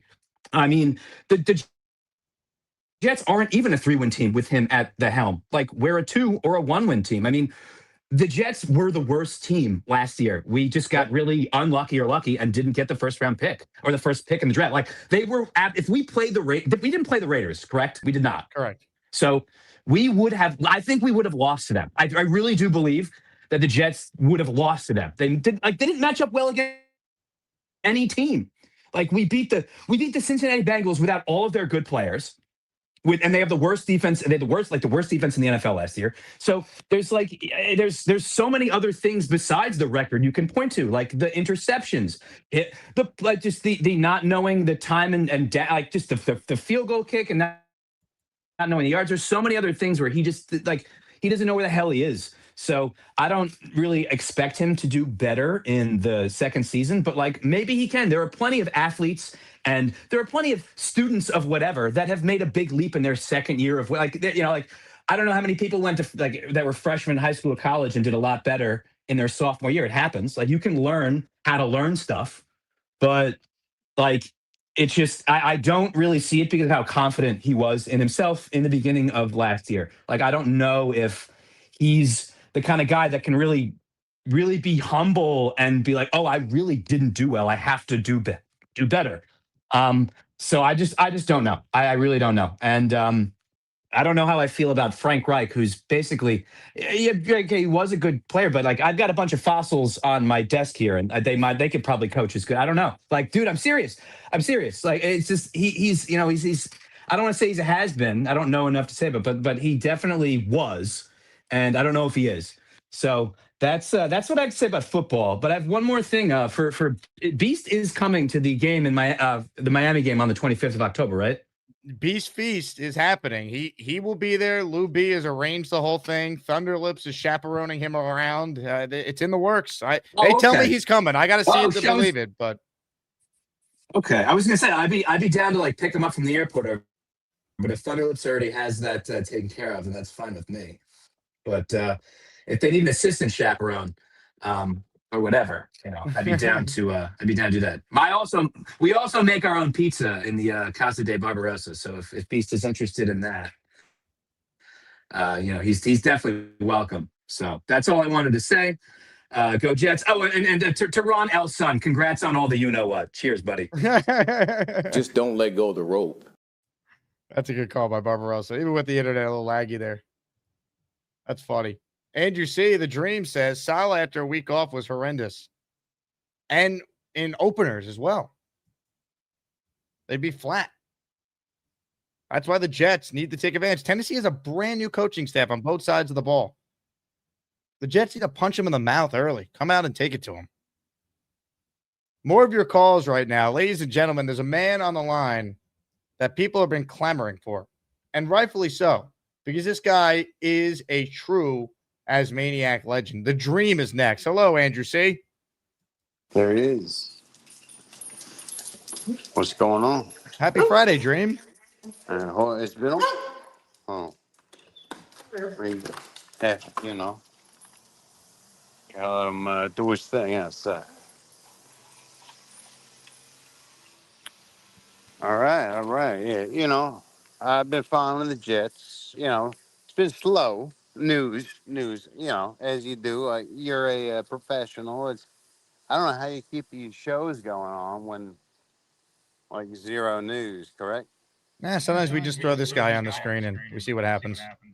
Well, there's hey, buddy, what's going on? And I'm trying to think of a stage right. I'm trying to think of music right now because actually Nightwish has got my attention, and one of their Nightwish. songs was Nightwish, yeah, Nightwish. solid band already. You know, it was good. I Nate, Jake, do you like Nightwish? I'm not familiar with them. Beast needs to Don't fix want. his echo problem, though, Dream. Well, yeah. Also, yeah. So I was watching the this morning I was watching yesterday's show early. Like I was early when I was working. Apparently, I've been nominated for 3 categories. What I categories were noticed. you nominated for an Azzy Award for, Dream? There was the drunken mayhem, drug induced. I don't do Well, drugs. Class Clown, I know you're nominated for tomorrow. Yeah, yeah. Oh, is that going tomorrow? Yeah. All right, well, that got to go to like Jake West or Thunderlips because they make they put in like work. I just a phone call, right? You make magic happen with your calls, though, Dream. Anyways, well, there was also the one Rookie of the Year. How about that?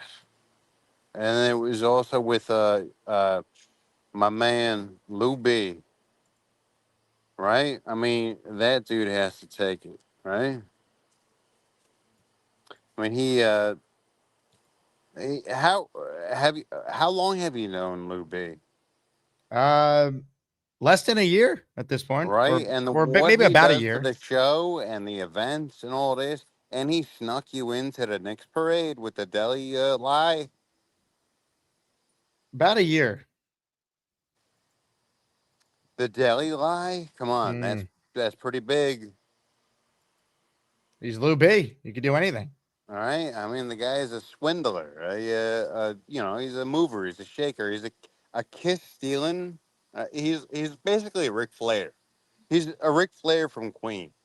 Well, if you Right? think about it, Dream, the Rookie What? of the Year award is so highly contested that we actually have 8 total nominees, and the Yeah. top 2 in each YouTube poll will advance to the final poll. All right. Well, okay. Yeah. I mean, all right. Who else is in? There's Roost. Oh yeah, Roost. Oh my God, this guy. What is his gambling? I'm not a gambler, but I mean, he has great calls and a great intro. Right.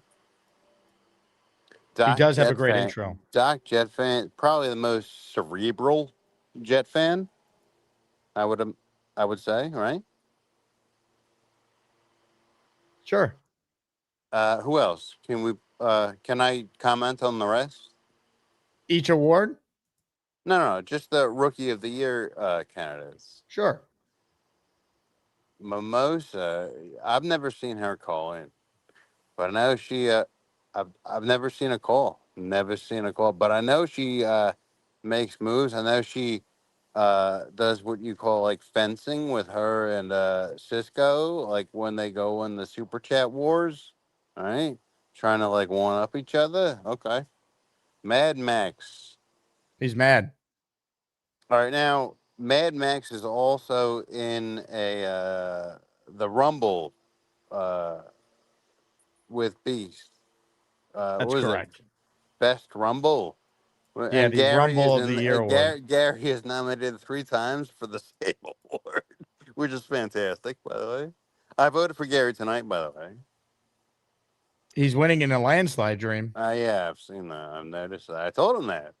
And now we don't trade numbers on Discord. So, all right. So, what I do have a comment on the Beast Max. What's it called? Rumble, right? That epic one. Remember? Of course. I was the one in the middle of that entire initial Rumble. Do you remember? Well, there's been so many Rumbles, so I'm not sure which Really? specific Oh, one. okay. All right. Well, okay. Fair enough. I do believe that I was. Hold on. I'm watching my dog, making sure he's not going after the the opening gate over here. Your Anyways, dog's all right. name is What else? Happy? Huh? Your dog's name is Happy? Yeah. Oh, what about best Asmaniac pet? Happy is nominated for that, Dream. No, I didn't see category for that. You're just pandering. Don't. Okay. All right. So I What if got I up want to there. pander? Huh? What if I'm in a pandering mood? All right, then I'll take it. I'll Okay. take that. How about my dog wins? How about that? Pander harder. Okay, sure. Man. So what else we got? So I said about Gino in his who else We is do in the have the rookie? dream. We do. What's up, the dream? How you doing? What's going on, Max? Yeah. Belly. Oh man, it's B Salon. He's not in my league. Can you hear me? Well, hold on. I'm so focused right now because you don't have like a fan spinning out of control over your head. What's going on with that? It must be pretty warm in there right now. 'Cause you don't have. Oh boy, here we go. Jake is orchestrating. Beast. Beast. We know you're there, Beast. Yeah, Just I'm turn on. your camera off. Max, who else is in the rookie of the year? I Max, mean, let's go Amanda through the rest of Madison's them in the rookie. together. Come on, I think I should be rookie of the year. The Hold on. dream, you Well, know. let's together go through the rest. We have Amanda, okay. We have Amanda. Yeah, well, ASMR Amanda. All right, yeah, I got it. Okay, fair enough. Who else? Is she live right now, or is this a fucking recording? He's doing this recording shit. Donkey away from me. Yo, Max, we're stuck in the Get him recording. away from me. I'm gonna bow out of this I because will he's rip doing his this throat fucking thing. Huh? Or is this for real? Beast, hold up Oh, a it's newspaper. war. Beast, No, hold he up a knows. newspaper. He knows damn better to not push my button, and he knows he's in double trouble because you don't want to step in my league, pal. I will rip your Jake, throat put me out. in the middle. Beast, what's today's date? Today is July 24th. All right, this is a real guy. All right, let's go. All right, so what's your beef today, fellas? You just can't take a joke. You want to run that by me? So, what, you guys like to argue? You guys are like on the best Oh, no. No, this is now ugly, and it's personal. See, he stepped into a world that he should not have stepped in. It's called, you step on my toes, your ass is going to get ripped and sliced and beaten and carved like hamburger meat. All right. Well, been down this- also there was an award for like a beast award, and it was the nightmare I don't bathtub. think so. There is a beast award, Have you but I got think into what does the bathtub look like now? I really don't. Right now. The bathtub is fine. It is fine. Is there proof of this? No shit. Yeah, of course. Except for proof. That's past day history. That is yesterday's news. Can you hold a newspaper in front of the bathtub, of the current bathtub? Are you freaking senile? Today's newspaper. I don't have today's newspaper. It's running me $4. And right now, I just did a lot of stuff today. Well, what about you get in front of the bathtub and announce today's date? I would take that as proof. Whoa. What do you mean? I've done a lot of things Let me look today. at you here. I've done a lot of things today. I was already passing out my cards for business. I had to go around town. For what? For fitness? No. For my lawn care, I had to pass out my cards because I need to draw some business. Oh, your business. That's okay. right. That's right. I made over 4,000. I thought you said fitness. Oh, why would Don't you ever say fitness? Ever eat right? gas station pizza. That is the most trashiest, driest crap I've ever saw in my life. I swear to God, I thought I was eating cardboard. I don't know. There's a place down here, a gas station called Racetrack. I mean, the dream. Beast doesn't mow lawns if it's 85 degrees or above, so it's not really. Shut the hell up, you piece of deleted shit! I didn't ask for your freaking opinion, rodent. Wait. All right. Continue with what were you doing today with your business?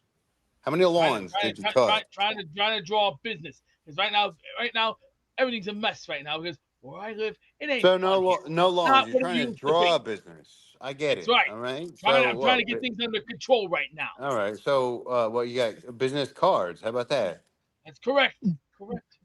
I'm a working man's man. I like to get my hands dirty, and I like to do things business Yeah, wise. See, I'm a yeah, man's man. yeah. They don't make We real all men like they used to. You know we why? all we all know. Because We all today's know. men are too chicken to take the heat because they don't got the testes to go distance for distance, pound for pound, man for man, hole for hole, nose to nose.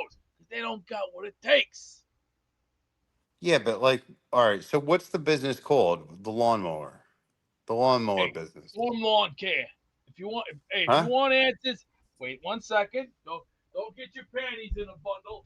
Just wait 1 second. All We're right. not jumping guns here. Yeah, but storm lawn care. Oh, okay. Yeah. All right. This is good. Please be patient. No rain, no storm, no. What the post office say? No rain, no storm, no snow, or whatever. Right? Read them. Anyway, folks.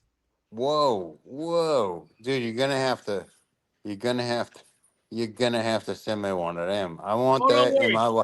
I I'll want tell you that. what. I'll tell you what. Yeah, I want I'll that see in what my I'll wallet see what I right can do now. for you. I'll see what I can do for you.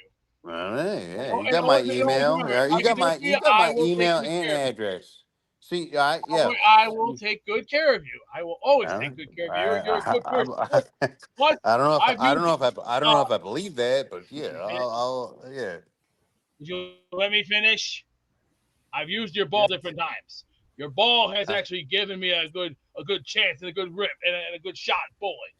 So I'm doing Yeah. very So well. If you have now, any questions, you come to me. I'll take good care of you. all I right. will take So, very good care of you, like I all always right. do. See, I'm a businessman. How do you think I got around? Simple. You work with stars, you work with big names, you go international, and then if you want to do global business, you got to sit down in a business meeting with global people. That's something that this dickhead doesn't have a clue what he's talking about because he's not like Shane Douglas. He ain't no Raven. He sure as hell ain't no Rhino, and definitely not no Tracy Smothers or even Tommy Walfar Rich. And definitely you ain't with the big boys. See, here's the difference. Big boys, and then this right here on the third right side of your screen, that's a little boy. A All right. little Well, boy with you were putting a your hand small, over my minded head. I thought you body. were talking about me for a second. Not you, Dream. Dream, you're a great guy. I'm not gonna take nothing away from you. Well, It's I mean, this who could argue? troll, Who could this argue? little Right? monkey nuts, Right? Am I the little right? Yeah. head that came out of the woodwork that whatever rock he came under, I know where I'm sending it. Right back to the garbage can for the legal garbage bin to go. All Vince, right. before we All right. talked about this the other night, you're supposed to be kind to Max. You got to learn Ah, to man. accept He it. just can't take a joke back. He doesn't. He's Not not. anymore. No. Playtime's over. See, what you opened last night was fire, and when you open fire, there's where playtime's over with Pally. And so you want to play with the big boys, you're gonna get rocked by the big boys. The old saying goes, you wanna dance with the devil, you better pay the fiddler. If you can't Don't you pay the remember fiddler, you know this? what? You ain't Hello, got the Artie. credit. How you doing, bud? You ain't got Hey, a what's card. up, Hey, dude? take it after the back. Salute. Yeah. Oh, let me join you. Beast. Remember we said there was so many more bigger dickheads in this than Max. You should try to be nice to him. I remember, my buddy, Artie. Yeah. My buddy was watching the what's it called, the Beast and Max Rumble, and I was in the middle of it. Right? Remember Yeah. the original? And well, I can't see you, Artie. Jake, can you help with that? Thank you, Jake. Beast, what Yeah, and then my buddy was like, "Why are you in the middle of Beast and a child?" He called Max a child. And I was like, He's a Max kid. is kind of like, he's not a child per se. He's like, I mean, I'm 21 years old. Like, come yeah, on. he's of He's a kid, age. Max. You're 21 years old. I'm Yeah, so 21. yeah. I But mean, my buddy was like, why is Jake allowing this child abuse to go on? I was like, no. Max is 21. He's a man, right? He's got. I saw. He took his shirt off. Max took his shirt off once. I think I saw a chest hair. You know what I'm saying? That's called Diamond What? Cutter City, son. What are you opening your window for? Are you? Do you have to? Do you have to pee? What does All that tell right, you? Diamond Dallas Page, Jay Right. Z. I got You you. don't see that Please coming. don't show your John. Don't show your John. It's bad for Hey, public relations. touch your pie hole, monkey nuts, and go do something worthwhile. Like, hey, how about do some jumping jacks or hit the weights? As a matter of fact, you know what? I don't need this crap because I got something to keep me going ahead of the game. Max, why do you say nice things about Beast? Yeah, you know what? Beast is not even. Beast is not. Hold on, Beast Jake. is not Beast lifting out. weights properly. He's not Take lifting Beast weights out of here. properly. Take Beast out of here, and let's listen to Max talk nicely about Beast. Can we do that, Jake? Yeah, right. $50,000 says that it will never happen. Not in my back pocket. I don't know. Can we? I don't trust. I don't believe little trolls who are pathetic, just like National Enquirer, Time Magazine, and People Magazine, even the New Yorker, the magazine, and many other fake magazines that we have in today's horrible society. See, this is what championship quality looks like. That thing that you're looking at, that's 100 pounds worth of manure. See, Well, I know I was the last one. I was the last one. great manure. I was the last one on the screen, Beast, and that looks like you were pointing at me. So now I'm Not wrong, offended. son. Go to your far left. That's the bag of manure. Well, you're pointing I at know good yourself people now. who like to. You would have to. Jake, Nah, switch it sorry. up. Sorry, All go right, to your far Steve, right. we're on the left. yeah, see, I'm 100 pounds of what? Oh boy, Not here we go. you. That's Hello, Sam. fellas. Hey, what's Well, up, the Jay? thing- Sam right there. All right. So, That's how you bust stuff up. See, I've learned that a lot in my illustrious career. See, it's all about this right here. This is all power control right here. all right. See, So, I know how to speaking of illustrious career, that's impressive arm right there. Let's see it again, right? that is Real a quick. power arm. Yeah, let's see. Let's give you flat. Well, don't.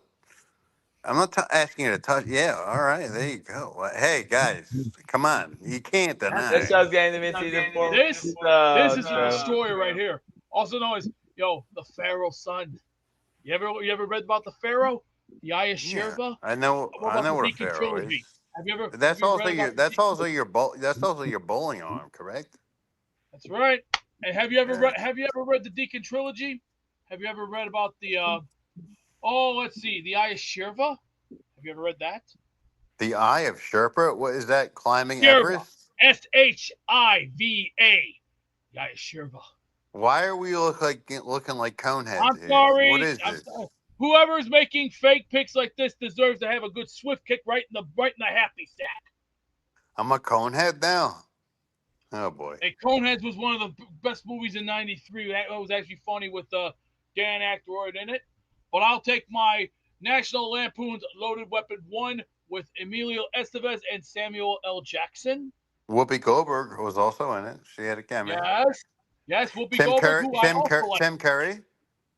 Yes, the guy who was also in Fern Gully. Well, all right, hold on. Let's I did bring up the best movie, Fern Gully. Let's talk to this. Hold on. Hey, let's talk to this chick. What's up, Amanda? What's going on? It's Queen Amanda. As a matter of fact. Wait, Beast, what did he say? I can't hear him, but I can hear you.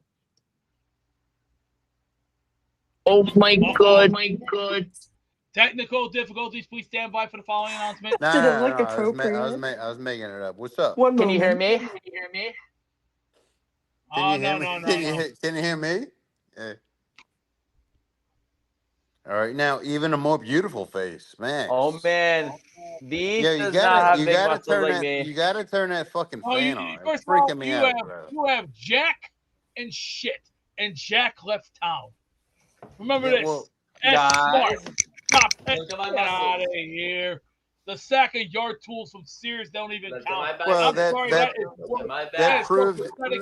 Whoa, I'm sorry, he doesn't have jack shit. Whoa. Is he pulling Look at that bag. That is the most pathetic scene I've ever seen in my life. My eyes look big. I will bust this guy up like hamburger meat on a cold day. This guy has no balls. He has no testicles. And from my opinion, from God's ears, this. Are you dressed yet again? Look at those buys. I have more balls than these. No, you don't, punk. The only thing you got, Oh, guys. you only have a guys, small brain, small mind, and a Beast's two arm will cent take brain. a butt. This, you look like plumbing. Yo, for a second there, I thought I was looking at a naked butt. God body. Beast's arm to peck. Oh We're my talking goodness. to G-O-D. That was like some serious X-rated shit for a second. I'm G-O-D. And you know why I'm yeah. G-O-D? Because I paid my dues, and this is God-controlled by any means necessary. See, they don't make men like this anymore. You know why? Amanda.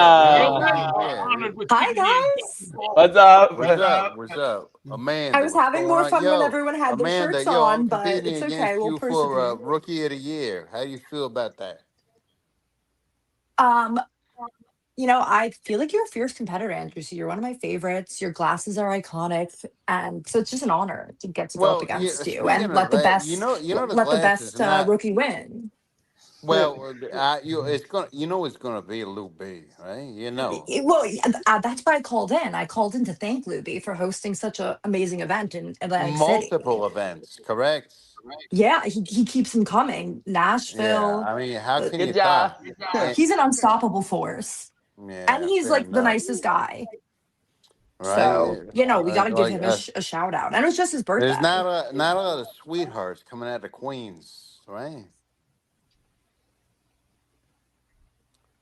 This guy over here. What's that? Yo. I feel like a king almost. Do you? No, I mean I'm not like Longshanks, but I do have a good saying of, if we can't Longshanks. You remember the movie Braveheart when he goes, if we can't get them out, when he throws the taxes or no taxes, that's a most certainly great idea. Yeah, when he throws the fucking faggotito out the window. No, this is the beginning of the movie before they had the fight. No, that's the best part. That is Longshanks' the best moment in the movie. Aye. This is what you see here. I wrote. Chuck Wagon, what's up, bro? Oh hey. Oh hey. Oh hey you. Oh hey yourself. Oh, look at this king. King Henry the Ninth. King Henry the Ninth. No. King Henry the Eighth. Yeah, well, he was known for being gigantic, and more so like wide, and he wore a cape just like that, Well, they don't make. And he was also pretty selfish. He was not known to say the words "thank you." Are you yawning, Max? Excuse me. Fuck out of here, yawning. Don't ever yawn in my presence, I'm reading this. you motherfucker. Your little threats don't matter to me because. Can you hear me? Because I am the big bad booty daddy. But let me just say this: there's only one champion who's been to war, survived the 8 circles of hell and the 7 gates. I'd like to see you try going through those kind of painful times, especially when you walk into those kind of fires and you got to face the kind of pains that you got to go up against. So you got to be whole for whole, man for man, pound for pound. If you can't do it, then take your ball and go home. Guys, let's go. Ooh, we got 7 people on it. Beast does not have 35 belts. Let's be honest. First of all, you could shut your fat trap before I punch your teeth in and break them in half. I do own more belts because, son, let me give you a little history lesson where I came from, shithead. I think it's time you need a history lesson in reality. I've been around the game 25 years. I've seen everything I need to see. Yeah, but he was saying $35. I think you need to really go back to school and get a better education because what they're teaching you is shit. You guys need to hug it out. Hey, people. I won't touch that prick. I wouldn't even It's give him my 5 it's cents. my honor Not to be even in 5 all your bucks. presence. How is anyone supposed to holster this conversation? Let me I try can and take break charge him for a within a second. matter of Dream, you 30 steer. seconds and make him look like Look friggin' at Azim Luigi. Pizza. see, Look now at this Azim is Pizza. Look at Azim I'm Pizza. sorry. Whoever's It's making this possible. fake shit. I'm sorry, I don't buy the fruit booty bullshit. I'm not a fruitcake. I'm a conservative Republican, proud of it, and I'm Jake, proud to you're say a I'm proud of it. genius. I will support everything that Donald Trump has done. And this who's guy ain't no Donald Trump guy. who This says Mad Max Max is guy a is fruit? Who nobody says on a Max is a piece of fruitcake? human lawn dirt I didn't crap. see any pineapple on that He's pizza. wasting my space, money, and time, and all he knows how to do is blur out shit like a parrot. You know, Look at that real pizza. It's not, at least it's not Gary's gas station pizza. I'm sorry. You like sharing pizza with men behind the 7-Eleven. Well, That's your thing. It's 7-Eleven not pizza. my fault. You like to Yeah, Max. do Yo, freestyle with real men, Max. under the bridge. But me, I'm too busy with life. 7-Eleven pizza is pretty gross. So shame on you for that. Yeah, 7-Eleven. I only eat fresh pizza. I'm not like Gary who has gas station pizza. You know. All right, what is this? And who we bullshitting?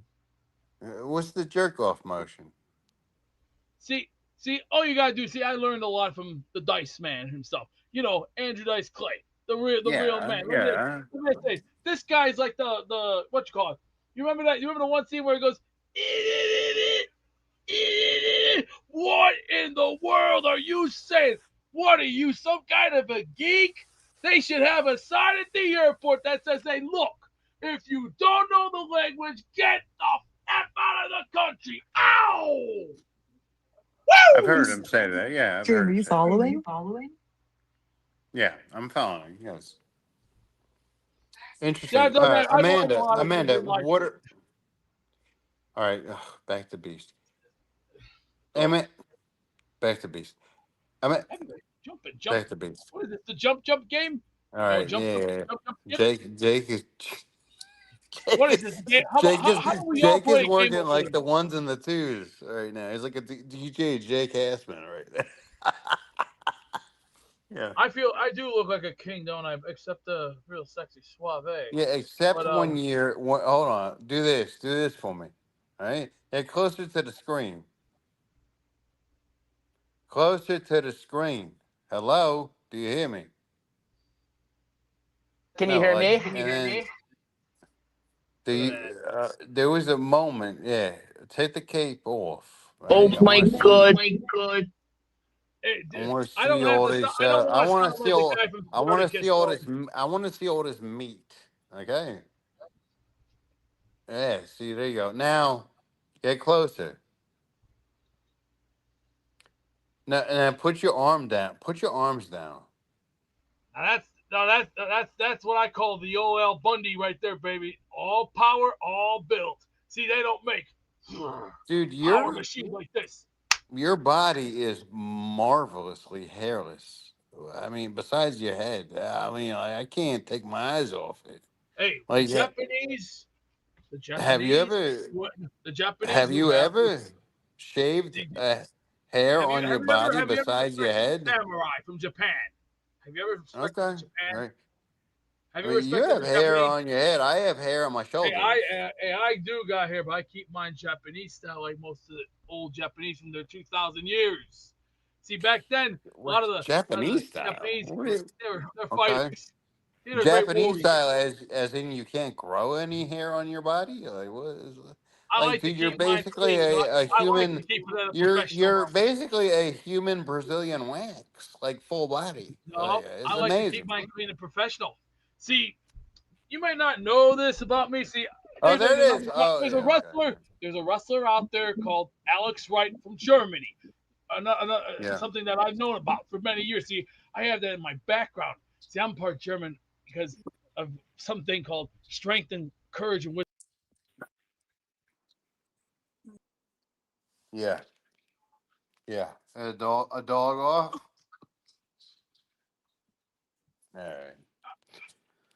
All right. So, anyways, fellas, I'm about to check out. I got. Oh, what's up? What are you doing tonight? What do you got going on?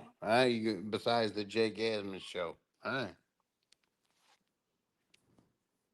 Nothing. All right. All right. Well, anyways, I got to go. I mean, there is this. I could watch this all night, too, sort Well, of. we could do a little bit of.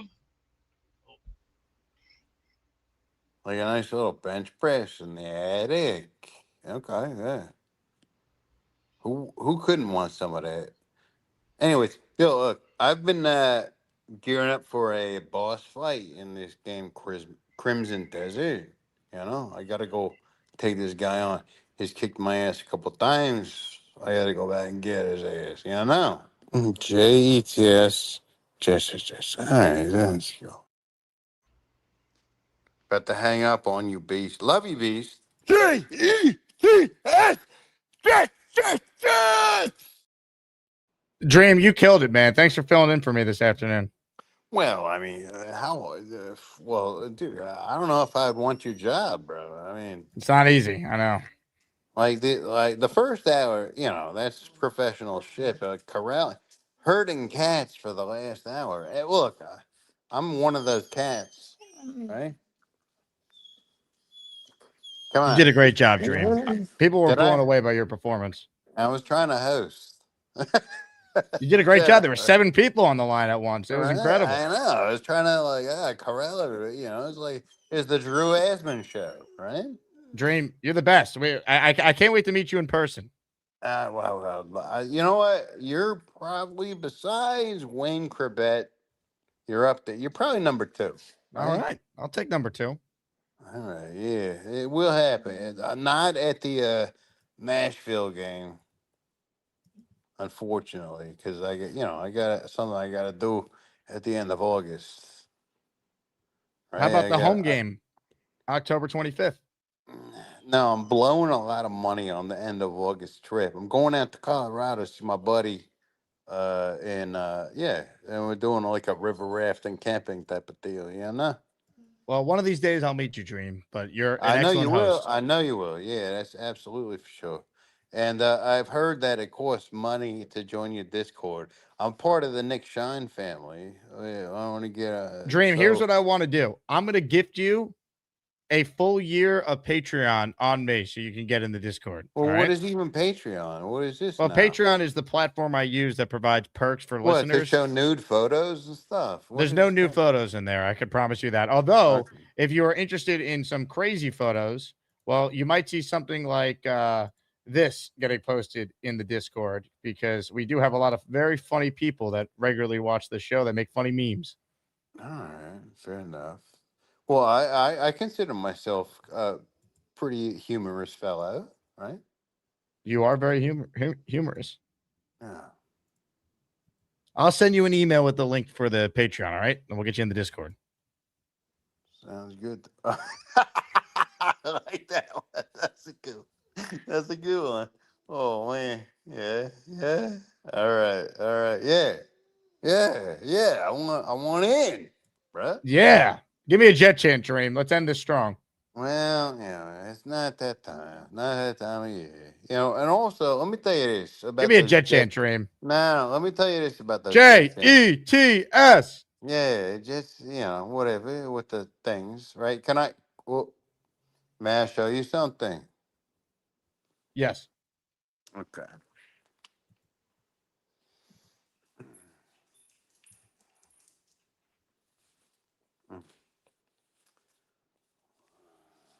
Just a little flash of something.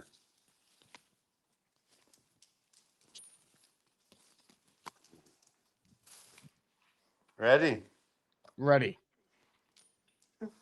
Oh, yeah. Do you see that? The custom Dream jersey? Absolutely. Also, yeah. How about that? All right, now, I got some pictures I got to post because I got Happy's jersey, and I'm gonna send them all to Discord, getting ready for the season. That's I why can't you wait need to for get in the training Discord. camp. Huh? Got to get in the Discord. You can post all these photos. All right. All right, man. So, am I gonna win this Garrett Wilson helmet? What's your thoughts? You What we might. do? We just I'm spin about the to wheel. count all the names here. You might. All right. Well, I'm gonna stay on the line. Let's do this. All right. Dream, give me a Jet chant. JTS. Jets. Jets. JTS. Jets. All right. Let's go. Incredible. All right. There are a couple of you that are still on hold, but I got to acknowledge Frank P's 10 memberships. I counted them already, but Frank, you sent this in right as the Dream took over the show. So we didn't get to it. And I want to make sure we acknowledge Frank's generosity. He gifted 10 members, memberships in the chat. So, Frank, you are in the Asmaniac raffle for 10. Let's go. You guys were critical.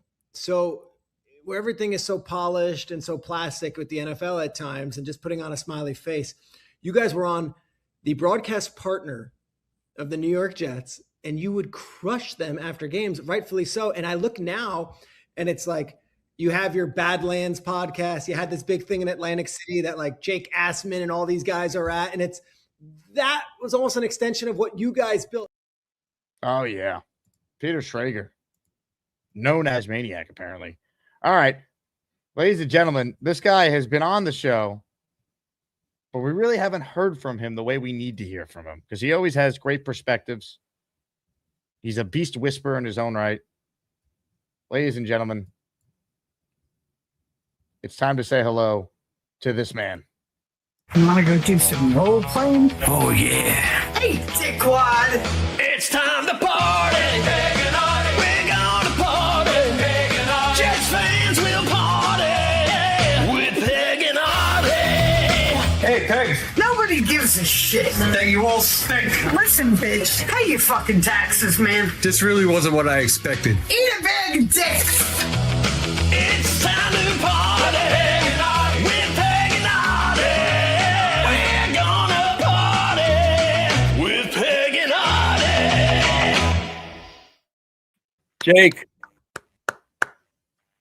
thank Artie. you for putting me and Peg in the Azzies once again. It was a very big honor.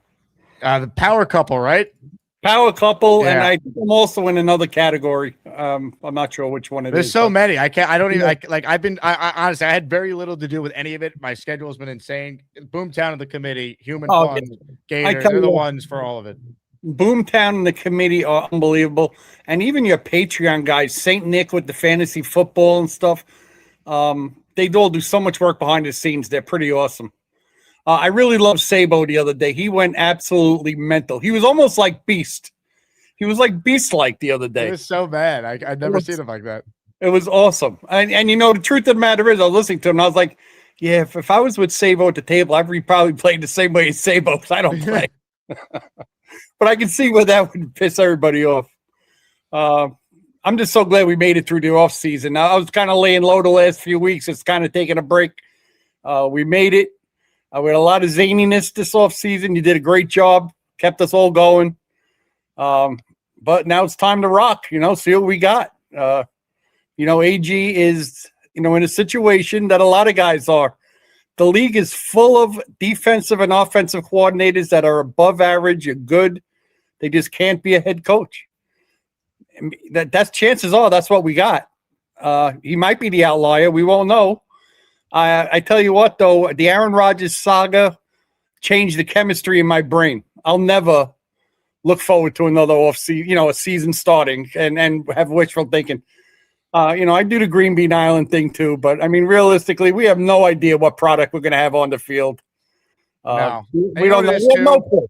Like last year, it's like you wanted to believe because new coach, new regime, like Glenn's former Jet, he talked a big game all summer, and it goes as bad as it does. So, like, you come off 2 years where the team massively disappoints despite having more hype than maybe they've ever had with Rodgers. And then you go through last year, it's hard to talk yourself into it. Like, I think most Jet fans I know in my life, and I talk to them every day on this show for hours at a time, it seems like most people are taking the, like, wait and see approach. Like, you got to show us we'll be there. We'll be watching every game, but we're not going to, talk trash to other teams about how good the Jets are going to be until we see it ourselves. Yeah, exactly. I mean, what we watched last year, especially the last 5 or 6 games, that wasn't even normal. That wasn't even like football. I don't even know what the hell, it was just unbelievable what we were watching. So, I mean, it's got to be better this year, at least to start. I mean, it didn't start off horrible. The Pittsburgh game wasn't too bad last year. The Tampa game was the first few games they were at least in it until the Buffalo game. And once the Buffalo game happened and Justin Fields got hurt, he never came back the same guy. Then we find out he's laying in a closet crying and things like that. Just the whole thing is weird. It's always weird shit happens with the Jets. We never get a break. We never get a decent schedule.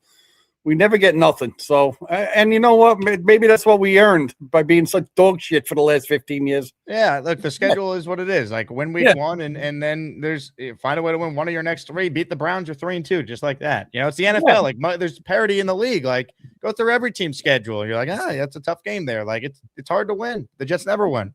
That's what's amazing about this run we've been on for the last 15 years. It's the NFL, for God's sake. Teams go from worst to first all the time. Or at least from worst to playoff contender, at least something watchable. We can't win more than 6-7 games every year. Last year was a debacle. So anyway, We'll see what happens. I just wanted to say hello, pop in, and tell you guys thanks a lot. And we'll see what happens. Artie, you're the best. I can't wait for more of your calls with Peg throughout the year. Absolutely. Peg's a little under the weather today. Why she would have called in. We'll try and call in together tomorrow. Love it. Tell her I say hello and feel better. You got it. Take care, man. Peg and Artie. Artie from Peg and Artie there. All right. I'm counting all the raffle names here. Last chance to get in. We're giving away a Garrett Wilson signed helmet. The weekly raffles tomorrow. So if you can't watch the show tomorrow, this is your last call to enter for the raffle tomorrow morning. I'm planning on going live around 10 or 10:30, roughly. Maybe 11 at the latest. I'm working on a guest right now that I'm trying to confirm a time for. But we got the following items. Revis signed pylon, Pennington signed jersey, Brees signed helmet, Vinny Testaverde signed jersey, and a Nick Mangold Legends jersey or player of your choice. A week from tomorrow is the Chef Kevin meetup at the Cloverleaf Tavern. So we will see you there, RSVP if you're coming. And then Monday, we're broadcasting our show from Marty Lyons Charity Golf Classic on Long Island. Marty and several Jet alum are all scheduled to be joining me live Monday morning. So make sure you're tuned into the show for that. All right. Today's closer is on the line. Take out your camera, take out your phone, and get close to the camera. I got my eye on you. Checkmate me full screen. It's fireball whiskey time. David motherfucking T.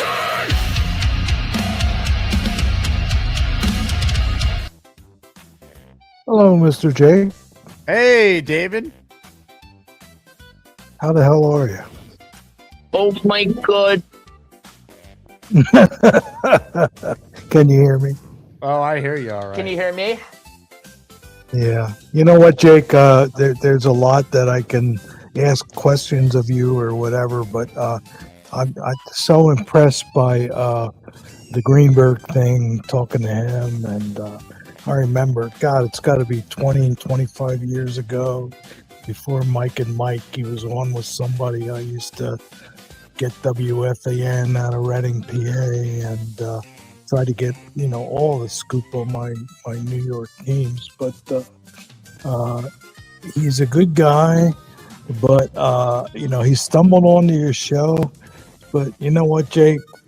You're the real deal. I mean, you're young. Your career is escalating, and and all due respect, I think him compared to you, he Jets wise, and I know he covers everything else, but he's vanilla, and you're the real deal. Well, thank you, David. I appreciate the kind words. It's amazing to me. I can't believe it that I'm part of your show and your Asmaniacs and your people and everything. It's like, I can't believe it. I can't wait to meet you in Nashville, David T. Yeah, unless I stumble on and lose my way, I am so looking forward to it, my friend. You're going to be there. I got your tailgate ticket covered, David T, because we're not having another Tampa debacle. You're going to be there at the tailgate. I'm going to escort you personally to the Nashville tailgate. Hey, you know what, Jake? And I got complete faith in you and your Asmaniacs. As far as getting around and even keying in my tickets and all that kind of stuff. I might have to be taken by the hand, and I think you guys would do that for me. We got you, David T. It's going to be incredible. All right. You have a great weekend, all right? Let's go Yankees. Let's beat the Phillies.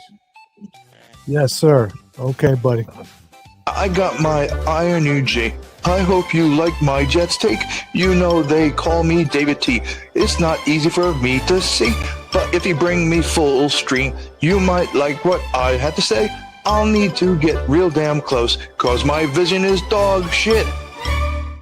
David T, everybody. All right, I'm counting all the names. We're ready to spin the wheel of champions shortly. But first, the Poon Man in the house, Major Poonage, gifting 5 channel membership. Who wanna lick my boots?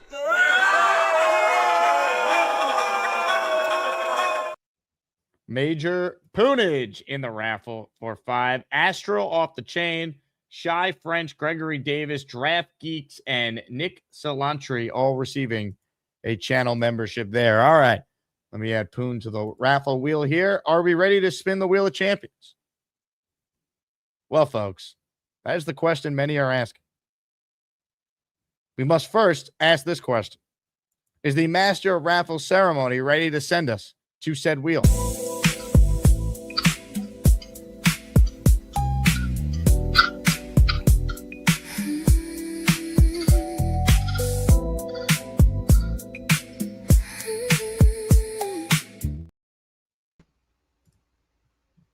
Hey, Jerry the King Law telling you it's time to go to the wheel. Let's go get the wheel. Now, for all those Burger King experts, we're going to spin this wheel, and I don't want to hear one chat of Burger King because Burger King ain't my thing. 3, 2, 1, rip it from Jerry the King Lawler. Woo! Woo! Thank you. Thanks, Flabby Tits. It's time for that daily Asmaniac raffle. Let's spin the Jake Hasman Show Wheel of Champions and find out which Asmaniac is winning an epic prize. Ladies and gentlemen, the Wheel of Champions. We're going to close poll voting for the Azzies after we award the Garrett Wilson helmet to an Asmaniac. So last chance to vote. Although right now, it's pretty clear who's going to win the Azzie Award for the most opinionated. Gary. Here we go, ladies and gentlemen. Good luck to everyone who entered. You're all in for not only this Garrett Wilson helmet, but the 5 prizes we're going to give away on the show tomorrow. All right. Here we go. If you win the Claim Your Prize, you're going to email me at asmanjake@gmail.com, your name and address and your actual name, so we know where to send it to. Here we go. Good luck to all. Only one can win. And the Asmaniac that is today's winner is...